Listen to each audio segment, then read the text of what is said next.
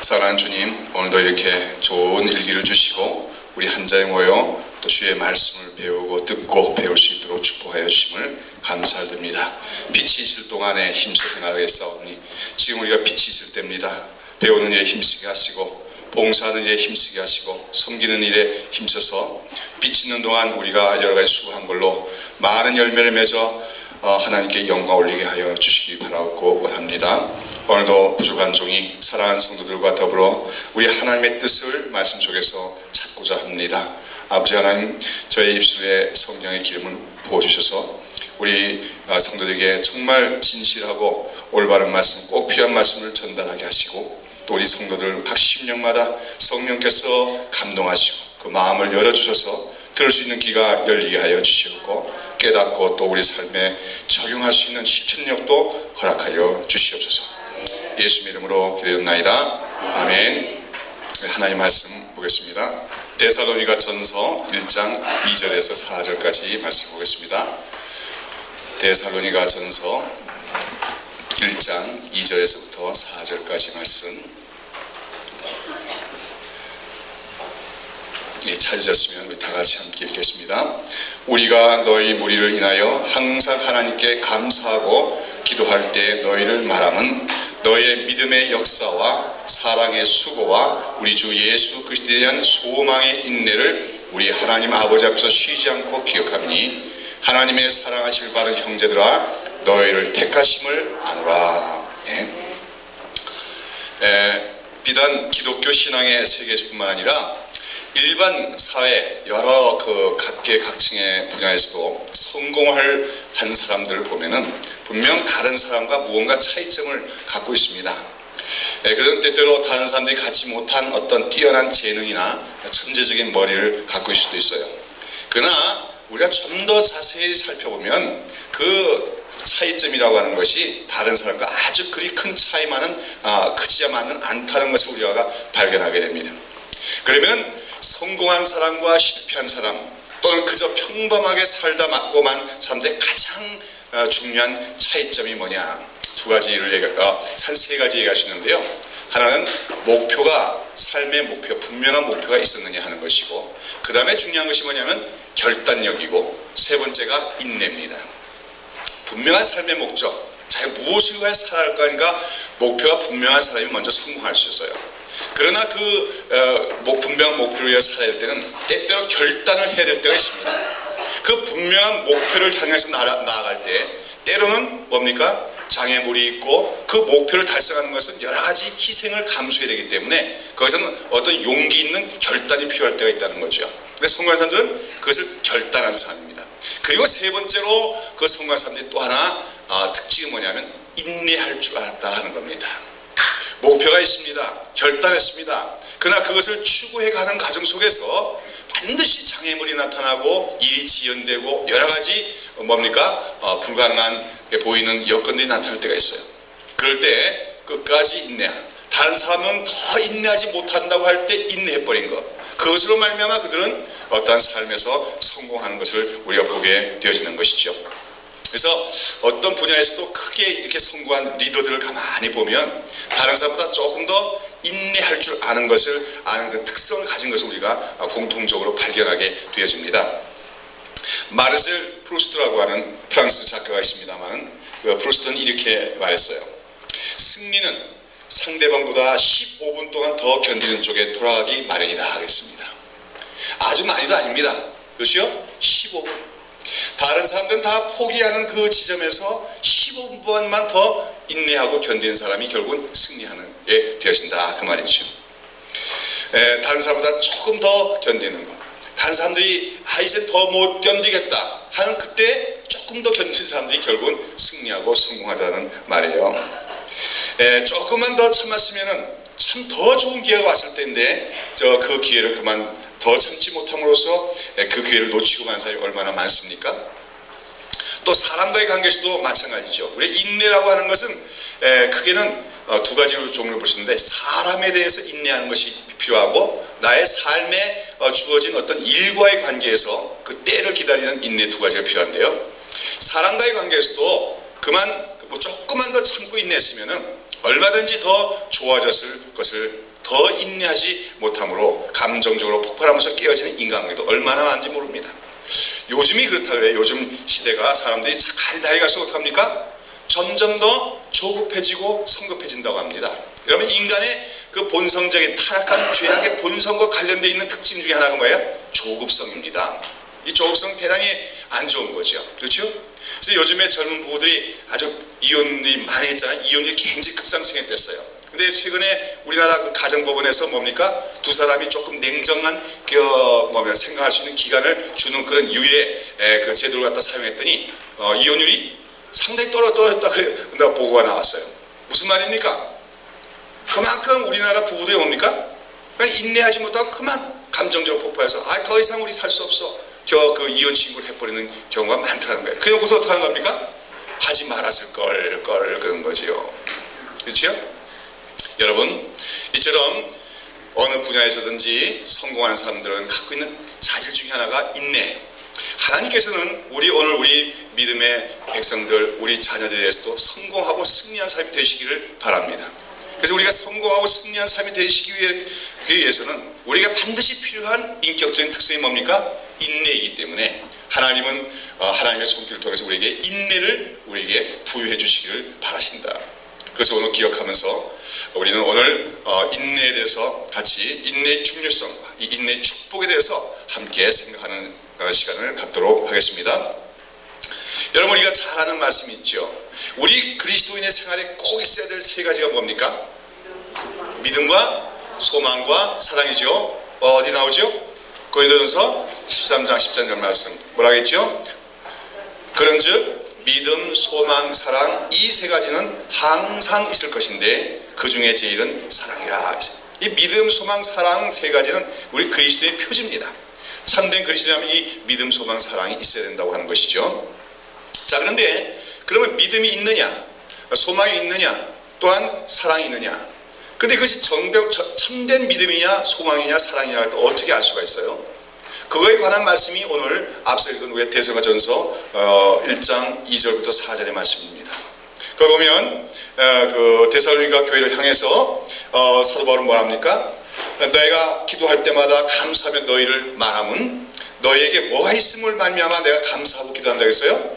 너희에게 믿음의 역사가 있고, 그 다음에 사랑의 수고가 있고, 그 다음에 소망의 인내가 있는 것으로 말미암아 내가 감사하노라. 그러면서 그 다음에 4절 보면 뭐라고 했습니까?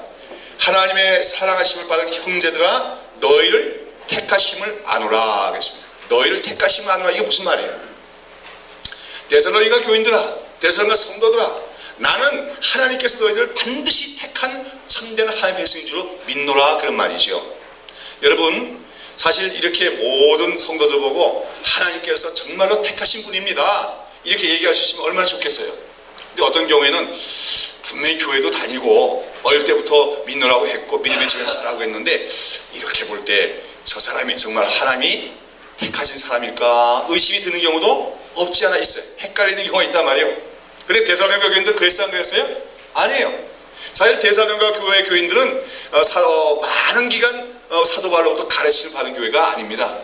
사도 바울이 단 몇 주밖에 머무르지 못했어요. 환난과 핍박 때문에 빨리 떠나가 있어야 했습니다.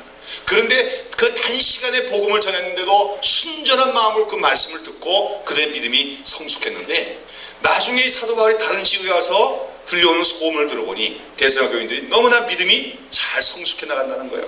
그러면 그들에 관한 얘기를 다 듣고 나서 지금 사도 바울이 이 데살로니가 전서에 쓰는 겁니다. 사랑하는 하나님의 사랑하심을 받은 형제들아 너희를 택하심을 아노라. 무슨 말입니까?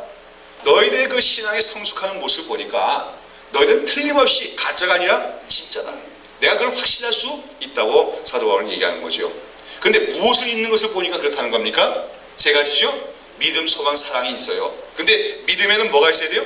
믿음의 역사와 믿음의 역사는 뭡니까? 믿음으로 행하는 어떤 행함들이 있다는 거예요. 행함이 없는 믿음이 아니라는 것이요. 입술로만 믿노라 하는 것이 아니라 뭡니까? 행함이 있는 믿음이다 그 말입니다. 그 다음에 뭐가 있어요? 사랑의 수고가 있어요. 반드시 구원받은 백성들은 사랑을 실천해야 됩니다. 근데 그 사랑의 실천은 쉽기만 한 거 아니죠? 수고로운 겁니다. 때로는 내가 내 주머니를 털어야 되고, 또 내가 어려운 삶 찾아가려면 내 시간을 내야 되고, 또는 그 사랑을 실천하는 과정에서 여러 가지 안 좋은 얘기를 들을 수 있어요. 그럼에도 불구하고 사랑의 수고를 해야 된다는 거죠. 그리고 또 참된 그리스도인은 어떤 것이 있다는 겁니까? 소망의 인내. 예수 그리스도 안에서 갖고 있는 소망 때문에 뭡니까? 인내함. 이것이 있을 때 참으로 내가 너희가 택하심을 받은 것을 아노라 얘기하고 있다고 하는 것입니다. 오늘도 구원을 받은 참된 하나님의 백성의 특징은 세 가지. 뭐죠? 무엇이 있어야 됩니까? 믿음의 수고가 있습니다. 믿음의 역사가 있고, 사랑의 수고가 있고, 소망의 인내함이 있어야 된다. 이 세 가지 믿음, 소망, 사랑은요, 나무로 비유하자면 나무에 무엇에 각각 비유할 수 있을까요? 나무의 뿌리와 그 다음에 줄기와 그 다음에 열매와 같다고 이해할 수 있어요. 여러분, 튼튼한 나무는 결국 열매를 맺기 위함인데, 그러려면 먼저 뭐가 튼튼해야 됩니까? 그 뿌리가 튼튼하고 흔들리지 않아요. 땅속 깊이 내려야 됩니다. 오늘 우리의 신앙이 성공하려면 믿음의 뿌리가 깊어야 돼요. 다시 말해서 견고한 믿음이 돼야 된다고 하는 말씀입니다. 다음으로는 우리가 우리 믿음이 또한 잘 성숙해 나가려면 뭐가 자라나야 돼요? 나무에 가지가 잘 자라는 것처럼 우리가 가지가 커야 큰 나무가 될 수 있잖아요. 그렇죠? 줄기가 커야. 큰 줄기, 큰 가지는 마치 소망을 우리가 비유할 수 있습니다. 소망에. 이 소망이란 말을 요즘에 하는 말로 쉽게 얘기하면 비전이다 얘기할 수가 있어요. 한마디로 비전이 있습니다. 꿈이 있습니다. 내가 이러한 것을 이루게 되리라. 하나님께서 나에게 이러한 것을 이루어주셔서, 물론 영원한 하나님 나라에 대한 소망도 있는 것이지만 그뿐만 아니라 여러 가지 신앙과 관련해서 아름다운 꿈과 소망이 있는 사람, 이 사람이 바로 줄기가 잘 자라나는 사람입니다. 그리고 마침내 그렇게 뿌리가 든든하고 줄기가 튼튼하고 잘 자라가면 뭐가 열리게 됩니까? 열매를 맺게 되지요. 그 열매는 성령의 열매다. 그 중에서 특별히 어떤 열매 맺어야 돼요? 사랑의 열매를 맺게 되는 것. 결과는 그겁니다. 자, 그런데 여러분, 많은 사람들이 왜 큰 나무가 되지 못하고 또 열매를 맺지 못하는가? 먼저는 뿌리가 깊지 못하다. 견고한 믿음이 없기 때문인 거예요. 오늘 우리가 믿음을 가져야 됩니다. 견고한 믿음, 흔들리지 않은 믿음, 깊이 뿌리를 내린 것 같은 믿음을 가져야 되는데, 그러려면 어떻게 하면 되겠습니까? 제가 여러 번 강조하지만 이 믿음은 소위 신념하고는 다른 거예요. 난 할 수 있다 이렇게 얘기하는 게 믿음이 아닙니다. 믿음은 어디로부터 나오는 겁니까? 말씀으로부터 나오는 거예요. 믿음은 들음에서 나며 들음은 그리스도의 말씀으로 말미암느니라. 우리가 하나님의 말씀을 듣고 또 배우고 익히고 그럴 때 말씀 속에서 하나님에 대한 움직일 수 없는 신뢰할 수 없는 그 신뢰감이 생겨나게 돼요. 그리고 그 세상의 현실보다도 하나님 말씀을 더 분명한 것으로 붙들고 의지하게 되어집니다. 그것이 바로 믿음이라고 하는 것이죠. 그 다음에는 우리가 또 많은 사람이 또 신앙에서 자라가지 못하는 것은 소망이 없기 때문에요. 꿈이 없어요. 예수 믿는데 어떤 꿈이 있습니까? 소망이 있습니까? 그냥 교회 다니는 거죠. 그 이상이 없다는 겁니다. 그러나 오늘 우리 그리스도인은 참 좋은 열매를 맺는 소망이 있어야 됩니다. 이 소망도 어떻게 발견하냐? 이 소망도 결국은 말씀과 기도 안에서 하나님께서 우리에게 주시는 것이 꿈과 소망이에요. 특별히 우리에게 꿈과 소망을 주신 분이 성령이십니다. 그렇죠? 오순절날 성령이 마셨는데 요엘 선지자는 얘기하기를 때가 되면서 하나님의 신을 남종과 여종에 부어주리니 어떻게 합니까? 그들이 젊은이들이 꿈을 보고 환상을 보게 되리라고 했습니다. 한마디로 성령은 우리에 오셔서 말씀과 기도하는 성도들에게 꿈과 비전을 주셔서 소망을 주신 분이 성령이라고 할 수 있어요. 자, 그러나 이 소망과 직결되어 있는 것이 뭡니까? 바로 소망의 인내다. 인내라고 했습니다. 아무리 큰 소망, 소위 말해서 큰 비전, 위대한 비전을 가질 때라도 인내하지 못한 사람은 결국 소망을 이룰 수가 없어요. 열매를 맺을 수가 없다고 하는 겁니다. 그래서 아까도 얘기한 것처럼 데살로니가 교인들은 뭐가 있었습니까? 소망의 인내가 있더라.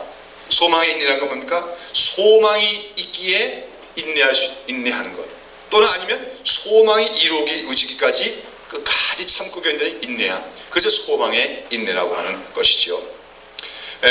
아까도 얘기한 것처럼 아무리 훌륭하고 멋진 꿈과 비전이 있다 할지라도 그 꿈이 이루어지길 깔 때까지 인내하지 못한 사람은 결국은 소망을 이룰 수가 없다고 하는 겁니다.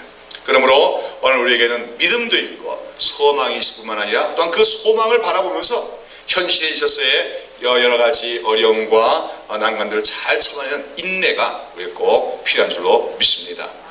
자, 그러면 여러분, 오늘 이처럼 우리의 삶과 그리스도인에게, 참된 그리스도인에게 소망의 인내가 있어야 된다고 했는데, 우리에게 꼭 인내가 필요하다는 것은 거꾸로 얘기하면 우리 그리스도인에게 무엇이 반드시 있다는 것을 의미합니까?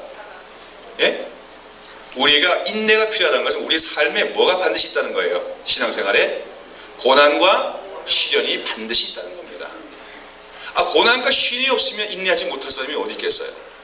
그러나 우리가 하나님 꿈, 그 소망, 그런 걸 이루어가는데 또 열매를 맺어가는 데서 반드시 뭐가 있습니까? 시련과 고난이 있기 때문에 많은 사람이 거기서 주저앉기도 하고 퇴보하기도 하고 타협하기도 하면서 열매를 맺지 못하는 것이죠. 여러분, 오늘 이 시간에 인내에 대해서 기억하면 먼저 공부하면서 먼저 기억해야 될 것은 우리 하나님 백성 그리스도의 삶에는 반드시 뭐가 있다? 시련과 고난이 있다는 사실을 먼저 전제적으로 여러분이 기억해야 될 줄로 믿습니다. 여러분, 어떤 사람들은 그렇게 생각해요. 예수를 믿고 나면 모든 고통이나 고난도 다 없어지고 만사형통하게 된다고 얘기합니다. 그래서 예수만 믿으면 병도 없어지고, 예수만 믿으면 사업도 잘 되고, 예수만 믿으면 자녀들 다 잘 되더라. 간증도 그런 간증만 주로 하고 있어요. 그렇죠? 근데 이거 잘못하면 우리의 믿음을 굉장히 혼란스럽게 만들 수가 있는 그런 얘기들입니다. 여러분, 이처럼 예수만 믿으면 아무런 고난과 시련도 없을 것이라는 생각, 이런 그 사고방식의 신앙 자체를 뭐라고 합니까? 형통주의 신학이라고 해요. 형통주의 신학. 영어로는 prosperity theology라고 하는데요. 이것이 우리나라에서는 기복주의 신앙이라고 그러죠. 예수 믿으면 이런 복도 받고 저런 복도 받고 복만 받는다고 얘기하는데, 이것이 미국에서는 번영주의 신학이라고 하면서 번영의 신학이라고 하기도 하고 형통주의 신학이라고 하는 것입니다. 그래서 이러한 미국에서도 보면 이러한 신앙만을 많이 강조하는 교회가 사람들은 많아지고, 전통적인 교회들은 점점 교인 수가 줄어든다는 통계도 나오고 있어요. 그러나 여러분, 이처럼 예수만 믿기만 하면 모든 것이 만사형통하고 고난도 없고 시련도 없고 모든 일이 잘 될 것이다 강조하는 그런 기독교가 있다면요, 그것은 남묘호랑개교와 다를 것이 없습니다. 남묘호랑개교 아세요? 남묘호랑개가 뭐지요? 일본에서 건너온 종교죠. 그렇죠? 1년 정종이라고 하나요? 제가 전에 부산 살 때 제가 살던 집이 바로 그 옆집이 남묘호랑개교 사원 뭐라고 해야 절이라거나 그 절이죠. 그것도 일종의. 그럼 모여가지고 1시간, 2시간이고 3시간이고 그냥 모여갖고 남묘호랑개교 그러면서 개구리 찢어댄 소리를 내더라고요. 그 왜 그러냐 했더니 그 남묘호랑개교를 많이 하면 그 주문을 외우면은 그건 복 받는다는 거예요. 아픈 사람은 병도 낫고 집안에 어려움도 없어지고 그렇죠? 형통하게 되고 특히 부자 되고 그런다. 특히 부자 되는 걸 많이 강조하더라고요. 여러분, 오늘 기독교가 예수 믿기만 하면 아무 어려움도 없고 고난도 없고 형통하게만 될 것이라는 것은 남묘호랑개교와 다를 것이 없다는 거예요. 여러분, 말하자면 그들은 예수 믿는 목적이 뭡니까? 이 땅의 현실에서 고통이 없고 편안하고 형통하고 번영하여 한번 잘 살아보자는 것이죠. 여러분, 오늘 우리 한국교회가 참 이 시대 속에서 무언가 빛이 되지 못하고 소금이 되지 못하는 이유 중에 하나는 이런 형통주의 신학 또는 아니면 기복주의 신앙의 악영향이 적지 않다고 얘기하지 않을 수가 없다는 겁니다. 자, 여러분, 정말로 우리가 예수 믿으면 정말로 모든 고난과 고통이 다 없어지고 형통하게 되고 번영하게만 됩니까? 안 그렇지요? 예. 오늘 우리는 오늘의 상황에서 우리 기독교 신앙을 바라볼 것이 아니라 우리 초대교회의 역사로 거슬러 나가서 초대교회 시절에 그 당시 기독교인들의 모습은 어떤가를 우리가 살펴봐야 되죠. 어땠습니까? 초대교회 성도들은 결코 편안하게 예수 믿은 게 아닙니다. 예수 믿는 것 때문에 더 얻은 게 아니라 예수 믿는 것 때문에 더 잃어버리고 빼앗긴 게 더 많은 사람들이 초대교회 성도들이었어요.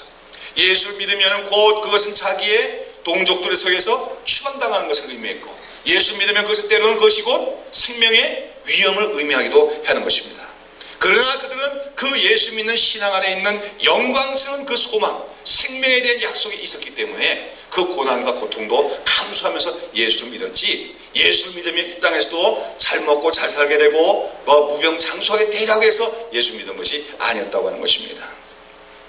그래서 성경은 결코 예수를 믿어봐라, 그러면 편안하게 되고 부유하고 형통하게 될 것이라고 하지는 않습니다. 물론 우리가 예수 믿으면 복을 받아야 안 받아요? 복을 받아요. 여러분 복 받았어요? 안 받았어요? 어떤 복 받았어요? 예? 여러분 복 많이 받았어요? 어떤 복 받았어요? 마음의 평안. 예, 그래요. 저는 제일 큰 게 우리가 예수 믿을 때 얻게 된 가장 큰 축복은요, 무엇보다 평안, 다른 말 안식이라고 얘기하고 싶습니다. 그렇죠? 예수님 뭐 했습니까? 수고하고 무거운 짐진 자들아 다 내게 오라, 내가 너희를 쉬게 하리라. 쉰다는 게 뭐죠? 안식을 얘기하는 거예요. 예수 믿기 전에 어땠습니까? 마음이 불안하고 걱정스럽고 그랬다고 하는 것이죠. 뭐 어쩌면은 세상적으로 부러울 것이 없을 만큼의 뭐 재물도 있었고 또 세상에서 잘 나가고 있는데도 불구하고 내 마음에는 불안이 있을 수가 있는데, 예수를 영접하고 나니 내 마음속에 뭐가 와요? 안식이 와요. 평안이 와요. 그것은 세상 사람들이 그 모든 환경적인 부유함과 안락함이 있음으로 누리는 그런 평안한 건 다른 세상에 줄 수 없는 평안이라고 하는 것입니다. 그래서 성경은 우리에게 그런 평안과 안식을 약속하고 있어요. 그러나 성경은 동시에 그러한 평안의 축복과 더불어 예수 믿을 때 우리에게 무엇도 있을 것을, 고난도 있을 것을 성경은 얘기하면서, 그러나 너희를 이 고난이 있지만 그러나 너희 성도들에게는 뭡니까? 이 세상에 줄 수 없는 영광스러운 소망과 기업이 너희를 위하여 마련되어 있는 것을 믿고 그러한 산소망을 붙들고 끝까지 인내하면서 믿음을 지켜라 하는 것이 성경 전체의 메시지라는 것을 우리가 기억해야 될 줄로 믿습니다. 자, 그러면 우리 기독교인들에게 왜 이처럼 그런 고난이 있을 수밖에 없을까요?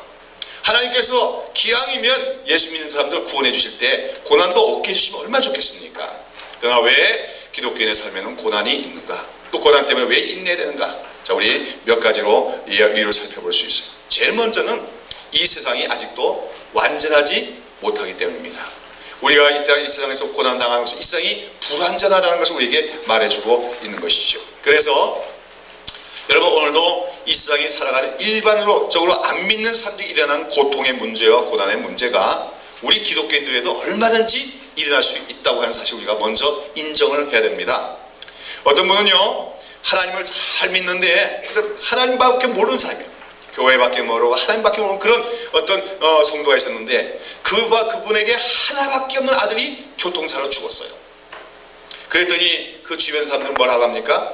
예수 믿어봤자 뭐하냐 하고 비웃는단 말입니다. 어떻습니까? 그것은 신앙의 세계를 모르는 천박한 생각이에요. 우리는 아직 죄악의 세력이 많은 이 불완전한 세상에 살면서 더러는 사실은 하나님의 특별한 보호를 받을 때가 많이 있어요. 예. 제가 요즘에 이렇게 며칠 전에도 제가 차를 몰고 오는데 길바닥에 참 10대 청소년인지 대학생인지 모르겠는데 엎어져 있는 게 보이더라고요. 차선을 지금 교통순경이 피해서 가라고 해서 가보니까 저 앞에 택시가 멈춰져 있고 한 애가 또 쓰러져 있어요. 직사한 거지. 길을 건너다가. 참 마음이 너무 불편하더라고요. 저 아이의 부모의 마음은 어떨까 생각이 드니까 참 마음이 서글퍼지고 그러더라고요. 근데 보니까 이 부딪혀가지고 날아간 거리가 한 5, 6m 되는 것 같아요. 그래서 딱 해갖고 그냥 쓰러지면서 머리가 부딪혀 그대로 직사한 것 같은데. 근데 저도 옛날에 그렇게 차를 부딪힌 적이 있었거든요. 제가 대학교 다닐 때 친구들하고 이제 식사하고 점심 짜장면 먹고 들어오는데 갑자기 누가, 그때는 그러니까 내 생각에 누가 내 엉덩이를 걷어차는 줄 알았어요. 엄청나게 세게 걷어찬다는 생각이 순간적으로 들면서 깜빡 이제 의식이 없어졌죠. 그 딱 이렇게 보니까 내가 길바닥에 앉아 있어요. 앉아 있고 택시가 바로 내 허리에까지 와서 다 있어요. 근데 나중에 친구들 얘기 들어보니까 같이 걸어가는데 내가 이제 제일 안쪽에 있죠. 차가 와서 내 엉덩이를 받더라는 거예요. 그러니까 내가 이렇게 붕 떠가지고 한 5, 6m를 나가서 그대로 떨어졌는데 그대로 떨어지더래요. 그 양반다리하고 다가 내가 그 얘기를 전에 그 누구들한테 얘기했더니 어떤 목사님이 하더라고요. 참, 이 사람 참 나중에 하나님 종 되게 하려고 하나님께서 그때 천사를 보내서 보호했나 보다고. 예, 그렇잖아요. 똑같은 상황이에요. 제가 그저께 본 상황하고 더군다나 제가 그날 사고 난 날은 부슬부슬 비가 오는 날입니다. 얼마나 미끄러워요. 그렇죠?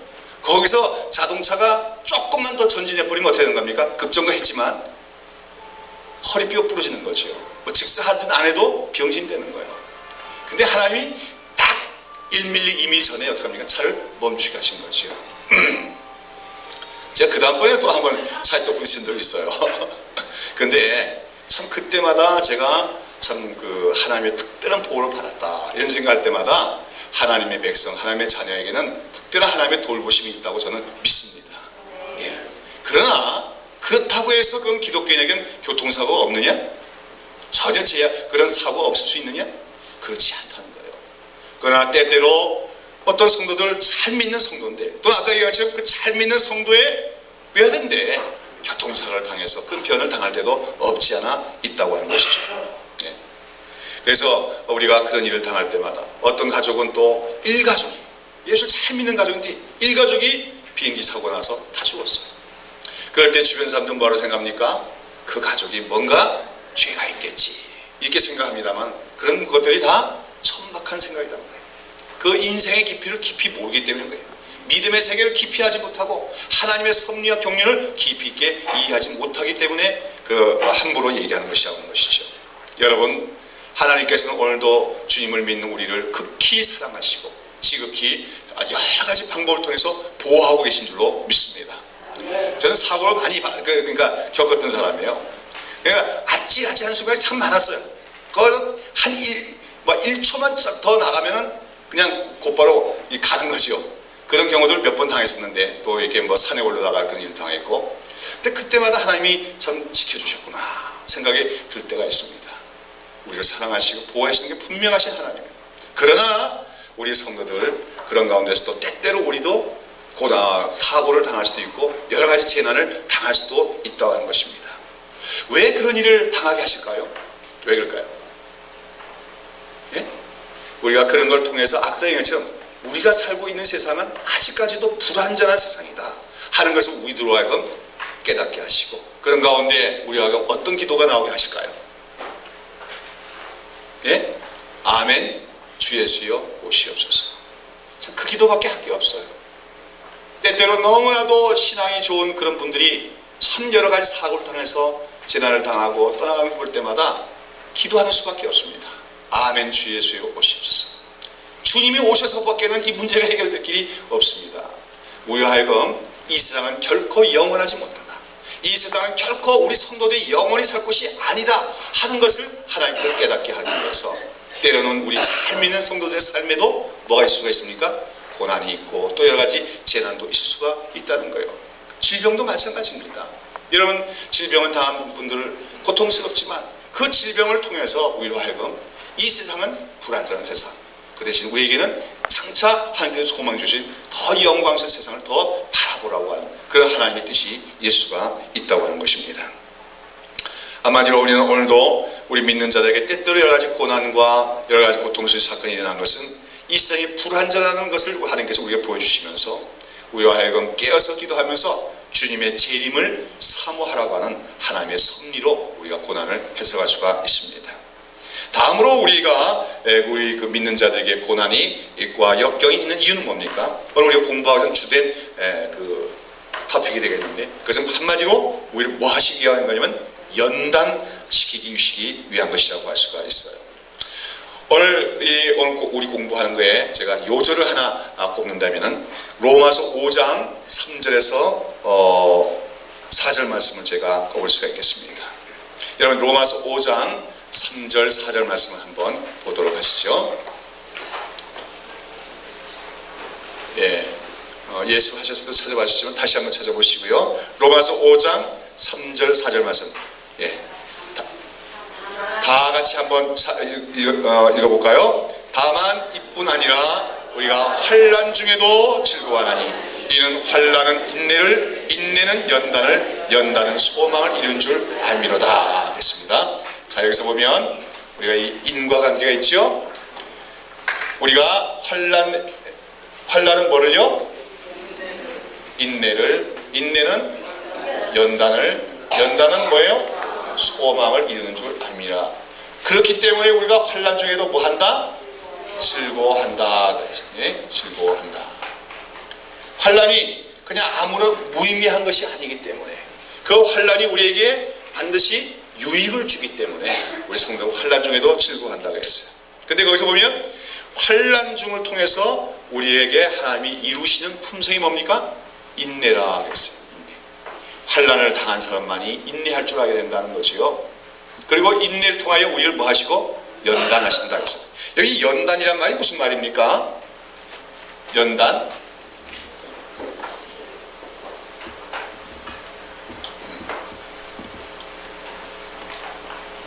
연단이란 말이 있죠? 연단이란 말이 무슨 뜻입니까? 예, 이에 국어사 되면 강하게 하기 위하여 쇠붙이를 달구어 두드리는 것, 그렇게 해놨죠. 무슨 말인지 아시죠? 요즘에 이제 대장간을 많이 볼 수가 없어요. 그렇죠? 다 공장에서 다 찍어서 만들어 오니까. 그러나 옛날에는 우리가 하다못해 부엌에서는 부엌칼 같은 것도 대장간에 가서 샀잖아요. 그렇죠? 또 여러 가지 그 농기구 같은 거 다 대장간에서 만드는 거. 국민학교 때 이렇게 학교 갔다 오면 많이 그 앞에 서서 구경했는데 어떡하죠? 보시죠. 그러면 이렇게 그 풀무불을 그죠? 피워놓고 거기다가 그 코커스 같은 거 센 불을 해놓고 거기다가 그 쇠를 갖다가 집어넣죠. 그렇죠? 그래놓고서는 빨갛게 달궈지면 그걸 꺼내가지고 어떡하죠? 물에다가 한번 씩 넣었다가 그 다음에 그 널찍한 쇠판에 올려놓고 막 두들기죠. 두들겨 하고 한참 두들기고 그러다가 또 어느 정도 되면 또다시 어떻게 해요? 또다시 풀 속에 넣어요. 그러면 쇠가 벌겋게 되지요. 그럼 그걸 또 꺼내가지고 물 속에 넣어갖고 칙 했다가 또 두들기고 이렇게 해가지고 그 칼이 어떻게 합니까? 아주 강한 그 멈추고 강도가 높은 그런 칼로 된단 말이에요. 처음에는 물컹물컹 했던 그 쇠가 아주 강한 칼로 변화되는 거죠. 이 연단이라고 하는 거예요. 근데 이 연단은 또한 어디에도 쓰는 것입니까? 금도 그렇게 연단하죠. 금을 이제 광산에서 키우면은 금 광석이 있는데 그게 여러 가지 불순물하고 많이 섞여 있잖아요. 그걸로 귀금속이 아니에요. 그럼 그걸 어떻게 합니까? 용광로에 놓고 막 뜨겁게 가열해요. 그러면 어떻게 합니까? 고열 속에서 다 녹아버리죠? 그럼 녹으면서 어떻게 해요? 금하고 불순물하고 분리되기 시작해요. 그래서 금만을 다시 분리해내고 또 그렇게 된 걸 또 다시 용광로에 넣고 또 녹이고 이렇게 하는 과정을 통해서 금은 뭐가 됩니까? 불순물이 없는 정금이라고 그러죠. 24K. 그렇죠? 순수한 금이 되어진다는 것입니다. 이런 과정을 우리가 뭐랍니까? 연단의 과정이라고 해요. 근데 하나님께서 우리를 그렇게 하신다. 여러분 쇠붙이의 입장이나 또 금 광석의 입장에서는 그렇게 당할 때마다 어떻게 했어요? 만약 생각이 있고 감정이 있다면 얼마나 힘들고 고통스럽겠습니까? 그러나 그 과정을 통해야만이 비로소 값비싼 칼도 될 수 있고 또 뭡니까? 아주 귀중한 정금도 될 수 있는 거 아니에요? 마찬가지로 하나님께서 우리를 가치 없는 존재로 내버려두지 않기 위해서 우리를 정말로 가치 있는 사람으로 만들기 위해서 하나님께서 우리를 뭡니까? 고난이라고 하는 환난이라는 과정을 통해서 우리를 연단하고 계시다고 하는 것입니다. 근데 여러분 거기서 만약에 그 쇳덩어리나 그 칼이나 또는 금 광석이 난 못 찾겠어 하고 뛰어나가 버리면 어떻게 될까요? 쓸모없는 쇠가 되고 마는 거지요? 마찬가지죠. 우리가 그래서 때로는 참 견디기 어렵지만 거기서 인내하면은 반드시 그 인내 결과로 우리가 연단이 되어서 정금 같은 그런 믿음의 사람, 정금 같은 인격 또는 잘 다듬어진 연장으로서 연단될 것을 우리가 믿는 믿음, 그것이 바로 오늘 환난을 고난에 대한 우리 성도들의 믿음의 관점이 되어야 될 줄로 믿는 것입니다. 저는 이 로마서 5장 3절 4절 말씀을 참 사랑하는 말씀이에요.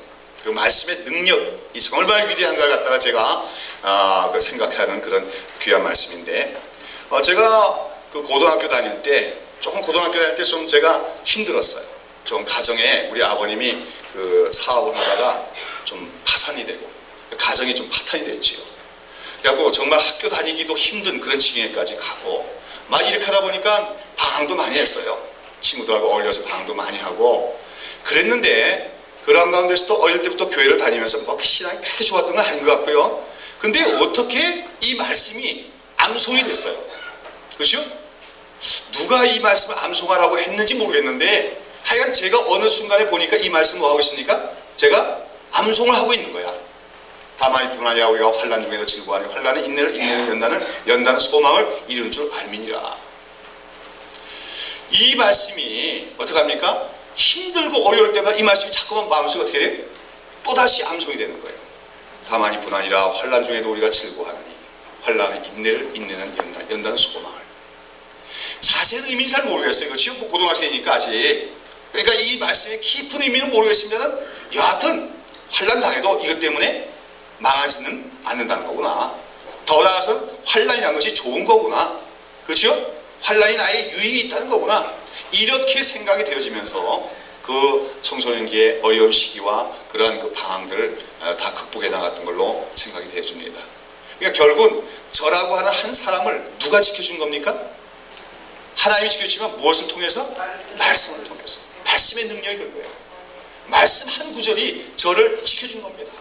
여러분, 청소년기란 건 스토메이지라고 하잖아요. 폭풍의 시기. 얼마나 위태한지 모릅니다. 한순간 친구가 잘못 휩쓸리면 어떻게 하는 거예요? 그냥 격기로 나갔고 그냥 완전히 격기로 나가버리는 것이요. 그런 위기가 얼마나 많을지 몰라요. 포기하고 싶고. 그런데 그때마다 말씀이 저를 지켜주셨습니다. 여러분, 우리 자녀들에게 내가 줄 수 있는 가장 큰 위대한 유산이 뭘까요? 내가 뭐 유산을 남겨주는 거 그게 아니에요. 말씀을 남겨주는 것이 가장 큰 위대한 유산인 줄로 믿습니다. 그런데 그 말씀 속에서 특별히 이 환난은 인내는 연단 소망을 이룰 줄 압니다. 이런 말씀 얼마나 귀한 건지 알 수가 없다고 하는 것이죠. 여러분, 이런 의미에서 볼 때 오늘 우리는 반드시 이러한 고난의 과정을 거치지 않으면 안 된다는 것을 먼저 알아야 합니다. 아까 얘기했잖아요. 예수 믿으면 고난이 없을 거라고요. 거짓말입니다. 우리가 정말로 예수를 믿고 있다면, 정말로 하나님의 자녀가 됐다면 우리 삶에는 오히려 반드시 뭐가 있기만 하니? 고난이 있을 것입니다. 예수를 믿는데도 고난이 전혀 없다면 그건 이상한 거예요. 하나님이 그러면 우리를 하나님의 자녀로 취급하지 않는다는 표현입니다. 왜 나에게 고난 주십니까? 하나님의 자녀이기 때문에 하나님의 자녀를 좀 더 존귀한 자로 만들기 위해서 하나님도 마음이 아픈 거예요. 우리에게 고난 주실 때 하나님 편하겠습니까? 야, 너 고난 받는 거 보니까 내가 참 기쁘다. 그게 하나님입니까? 아니에요. 내가 고난 받을 때, 내가 아파하고 슬퍼할 때 하나님도 함께 우리가 눈물을 흘리신 줄로 믿습니다. 그러면서도 우리를 더 존귀한 자로 만들기 위해서, 더 가치 있는 존재를 만들기 위해서 우리에게 허락하시는 것이 하나님 주시는 고난이라고 하는 것이죠. 왜 그렇습니까? 우리는 구원을 받았지만 우리에게는 뭐가 너무 많아요? 불순물이 너무나 많은 존재들이에요. 우리가 원죄로 물려받은 원죄의 죄성들, 또 살아오면서 인간관계에서 우리 마음속에 심겨진 죄악성들, 또 단사람들에게 받은 상처로 말미암은 또 그런 좋지 않은 습성들, 수많은 불순물들이 있습니다. 하나님께서 이 불순물들을 제거하셔야 되는데 무엇을 통해만이 제거될 수 있어요? 고난과 시련을 통해서만이 연단되듯이 제거될 수 있기에 우리에게 여러 가지 고난도 주신다고 하는 것이지요. 그런 의미에서 우리 성도들의 삶에 발생하는 많은 고난들은 하나님께서 우리에게 베푸시는 왕자 훈련과 같다. 이렇게 생각하시면 좋을 것 같아요. 왕자 훈련. 아시겠습니까? 예. 여러분, 우리 백수의 왕자인 호랑이나 또 독수리 같은 또 그런 날짐승에도 보면 반드시 자기 새끼들을 훈련시킨다 그래요. 제가 중학교 때인가 재미있게 썼던 책에 백두산 호랑이에 대한 얘기 있거든요. 왕대 뭐 그런 얘기 있는데 거기 보니까 백두산 호랑이가 자기 새끼를 훈련시킨 얘기가 나오더라고요. 새끼를 낳았고 어떡합니까? 이 비스듬한 낭떠러지로, 완전 낭떠러지는 그냥 떨어지면 죽으니까 이게 비스듬하면 아주 상당히 경사가 심한 그런 비탈길에 올라가고 그 새끼들 어떡합니까? 이제 막 걷기 시작할 때부터 거기서 발로 탁 차버린 거야. 그럼 이놈들이 어떡합니까? 막 굴러 떨어지는 거죠. 그가 굴러 떨어지면서 죽는다고 소리를 지르고, 그런데 그런 과정을 통해서 어떡합니까? 점점 담력을 키우고 용기 있는 그러한 호랑이로 키워간다는 얘기가 있더라고요. 독수리도 그렇대요. 독수리 중에서 어떤 독수리들은 새끼를 양육하는 데 있어가지고 이제 그 보금자리에서 어느 정도 독수리가 이제 새끼 독수리가 크면은 그 다음에 이놈을 갖다가 어떻게 하냐면 그 어미가 날개를 펴고 그 위에다가 얹는데요. 그래서 휙 날아가는 거예요. 휙 날아가다가 착 날개를 털어버리면 어떻게 돼요? 그럼 이놈이 하늘에서 훅 떨어지죠. 그러면 새끼 독수리가 떨어지면서 어떡하겠어요? 아이고 엄마야 나 죽는다 그러면서 있는 힘을 다해서 날개질을 하죠. 그냥 날개 힘이 있어요 없어요? 없으니까 날개질 해도 날아갈 수가 없는 거예요. 그러면 그냥 지금 땅바닥에 따라서 곤두박질 칠 것 같은데 그 순간에 어떡합니까? 하늘에 있는 그 어미새가 샥 날아와서 자기 날개에다 탁 받아 얹는다는 거예요. 야구는 싹 다시 올라가지. 그럼 새끼는 야 죽다 살았다 하고 휴하고 한숨을 내는 시간에 또 어떡합니까? 또 떨어지는 거예요. 그러면 또 떨어지면 죽었다 막 소리를 지르면 또 떨어지려는 찰나에 또 와서 그 날개로 탁 받아올리고, 이런 과정을 통해서 새끼는 어떡합니까? 떨어질 때마다 어떡합니까? 있는 힘껏 날개짓을 하다 보니까 이놈이 이 날개가 어떻게 돼요? 나중에 힘이 붙어가지고 그 모든 날짐승에서 가장 힘이 센, 그렇죠? 날개 힘이 센 그런 조류가 된다 하는 그런 얘기도 읽은 적이 있습니다. 그렇죠? 독수리는 다른 그 새하고 달라서요. 꿩 같은 거 보면요, 꿩 같은 거 딱 발견해갖고 우리가 쫓아가면 어떻게 해요? 한꺼번에 못 날아가고 한참을 푸덕푸덕 그 시험 막 땅바닥을 기어가다가 날아가잖아요. 그런데 독수리만 어떻게 해요? 앉은 자리에서 그대로 올라갈 수 있어요. 그 하늘로. 그래서 아마 다윗 같은 시편 기자는 그 독수리에 비상하는 모습이 너무나 멋있어서 우리 성도들의 신앙을 독수리와 같다 그렇게 비유했던 것 같습니다. 그런데 그런 독수리가 어떻게 만들어지냐 하면 바로 왕자 훈련을 통해서, 그렇죠? 백수의 왕자인 호랑이나, 그렇죠? 날짐승의 왕자인 그 독수리나 짐승의 세계에서도 왕자를 만들기 위해서는 반드시 훈련을 시키더라 그 말입니다. 하나님께서는 우리를 자녀로 삼으셨어요. 근데 우리를 연약한 자녀, 그래서 뭐 이렇게 흔들리고 저렇게 흔들리는 그러한 자녀가 아니라, 그렇죠? 왕자다운 그런 자녀로 삼으시기 위해서 우리 삶에 여러 가지 고난도 허락하여 주신 줄로 믿습니다. 여러분, 로마서 8장 17절에서 18절 말씀을 우리가 한번 다 같이 읽어볼까요? 로마서 8장 17절 18절 말씀 다 같이 한번 읽을까요? 시작. 자녀라면 또한 후사 곧 하나님의 후사요 그리스도와 함께한 후사니 우리가 그와 함께 영광을 받기 위하여 고난도 함께 받아야 될 것이니라. 생각건대 현재의 고난은 장차 우리에게 나타날 영광과 좋게 비교할 수 없도다. 우리 그리스도인은 하나님의 뭡니까? 자녀지요. 자녀는 또한 하나님 뭐라? 후사라. 후사란 말은 무슨 말이죠? 후사? 후사. 상속자란 말, 상속자. 예. 하나님은 우리를, 그렇잖아. 자녀들이 다 부모의 상속자가 되잖아요. 우리가 하나님의 자녀라고 하는 것은 하나님의 상속자다. 우리는 무엇을 상속으로 받게 될까요? 영원한 하늘나라, 새하늘과 새 땅을 하나님께서 우리에게 상속해 주시고 그 나라를 우리를 예수 그리스도와 함께 다스리도록 허락하여 주실 줄로 믿습니다. 만약에 우리가 왕이 될 사람들, 이미 왕이지만 그러나 아직까지는 공식적인 왕이 안 됐습니다. 그러나 이제 주님이 오셔서 새하늘과 새 땅이 완성된 그때 우리는 그리스도와 더불어 영광스러운 왕들이 될 줄로 믿습니다. 근데 왕이 될 때 왕다운 그러한 그 뭡니까? 그 인격과 왕다운 그런 신앙과 그런 자질들을 우리가 가져야 되잖아요. 그렇게 하기 위해서 우리가 이 세상 사는 동안에 하나님께서 우리에게 여러 가지 고난도 주시는데 바로 우리를 왕자답게 만들기 위한 훈련의 과정이라고 얘기할 수가 있는 것이죠. 여러분, 이런 연단의 과정, 고난은 반드시 우리를 연단시키는 겁니다. 근데 이 연단의 과정과 비유해서 또 한 가지 생각나는 비유는 뭐냐면, 아까는 이제 연단약에서 그 뭡니까? 쇠붙이나 금을 비유했지만 돌이라고 하는 것도 우리가 비유할 수 있겠지요. 성경에서 우리 성도들 돌이라고 부르고 있어요. 돌. 여러분이 돌입니다. 학교 다닐 때 돌 그러면 안 좋은 말이죠. 돌반 그러면 공부 못하는 애들 돌반 하겠는데, 근데 성경에 보니까 돌이라는 게 참 좋은 말이더라고요. 돌. 그렇죠? 예, 성경에 보니까 예수님도 돌이에요. 모퉁이 돌. 모퉁이 돌이에요. 우리 그리스도인도 다 돌이에요. 여러분 다 돌입니다. 근데 돌은 돌인데 무슨 돌이에요? 산돌. 산돌이에요. 그래서 산돌. 영어로 하면 뭐지? 산돌? 리빙스턴입니다. 리빙스턴. 예. 게다가 서양의 이름 외우면 성경에서 나온 게 많은 것 같아요. 아인슈타인이라는 말도 뭐죠? 아인슈타인 뭐죠? 원스톤. 한 개의 돌이라는 뜻이죠. 그러니까 우리가 다 아인슈타인이에요. 그렇죠? 여러분도 돌 하나, 나도 돌 하나. 여러분도 돌 하나, 나도 돌 하나. 우리 다 돌 하나. 근데 돌은 돌인데 무슨 돌? 리빙스턴. 살아있는 돌입니다. 자, 그런데 우리가 구원을 받은 그 즉시에 우리의 돌로서의 우리 모습은 어떻게 생겼어요? 자유당으로 생겼다 그래야. 뒤죽박죽 생겼다 그러죠. 산에서 캐가게 갔는데 이게 뭐 울퉁불퉁하고 뭐가 나고 야단 나서 이런 거 집 지을 수 있어 없어요?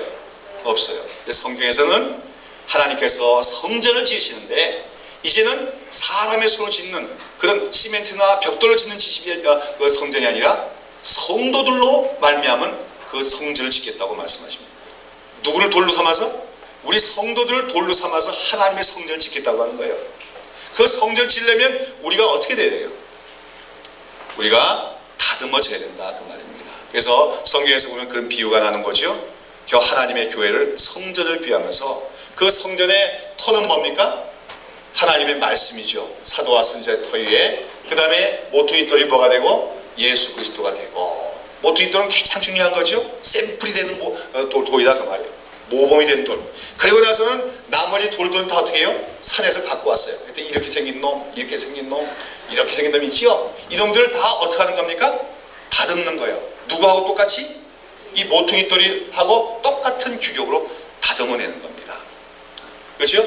그래서 뭐가 난다면 때리고 정으로 치고 다듬고 그래갖고 규격화시키는 겁니다. 우리 누구로 규격화시키는 거예요? 예수 그리스도 형상으로. 근데 아까도 했지만 마찬가지예요. 돌멩이가 말이죠. 자기는 잘생겼다고 생각했는데 근데 막 얻어맞고 깨지고 그러면 쉽겠어요? 어렵겠어요? 아프겠지요? 예. 고난이에요. 고난을 통하지 않고서는 우리는 다듬어질 수가 없다고 하는 것을 기억해야 됩니다. 오늘도 우리는 그러한 과정 속에 있는 거예요. 그러면서 우리가 안에 있는 이 못난 죄성들이 있는데 이것이 고난을 통과하지 않고서는 변화될 수가 없기 때문에 하나님께서도 참 하나님도 마음 아파하시면서 때때로 고난을 허락하실 때가 있다고 하는 것입니다. 그런 가운데서 우리는 이 모든 성도들이 당하는 고난은 하나님이 우리를 연단시키는 연단의 결과는 뭐예요? 더 좋은 재료, 더 좋은 돌 아닙니까? 그걸로 연단시키는 하나님의 손길이다 하는 거예요. 많은 사람들이 이 형통신학과 관련해서 또 참 축복이란 말 얼마나 좋아하지 몰라요. 사람들이 많이 축복받기를 원합니다. 그러나 사실 중요한 것은 뭐냐면 축복받는 것 자체보다 더 중요한 것은 축복받는 그릇이 준비되어야 된다는 거예요. 여러분 그릇이 준비 안 된 축복은요 그것은 화가 되고 저주가 될 때가 많습니다. 여러분 세상 사람들 흔히 축복 그러면 뭘 생각합니까? 권력, 재물 이런 걸 많이 누리는 걸 축복이라 생각하죠. 근데 그것도 마찬가지예요. 세상 사람들 중에서도 권력, 재물 획득하는 데 있어가지고 그릇이 준비 안 된 사람이 그렇죠?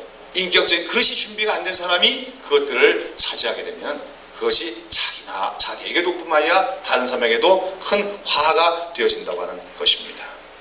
근데 여기서 아까 인내는 연단을 했죠. 연단. 이 연단이란 말을 영어 성경에 보니까 어느 성경에 보니까 캐릭터라고 이렇게 번역하는 것을 봤어요.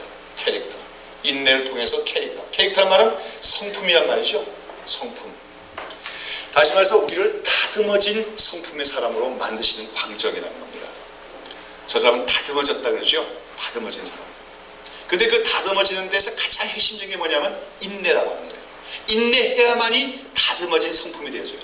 근데 어떤 일에서도 인내하지 못하고 또 그만두고 이렇게 인내하지 못하는 사람은 그 성품이 다듬어질 수가 없다고 하는 것입니다.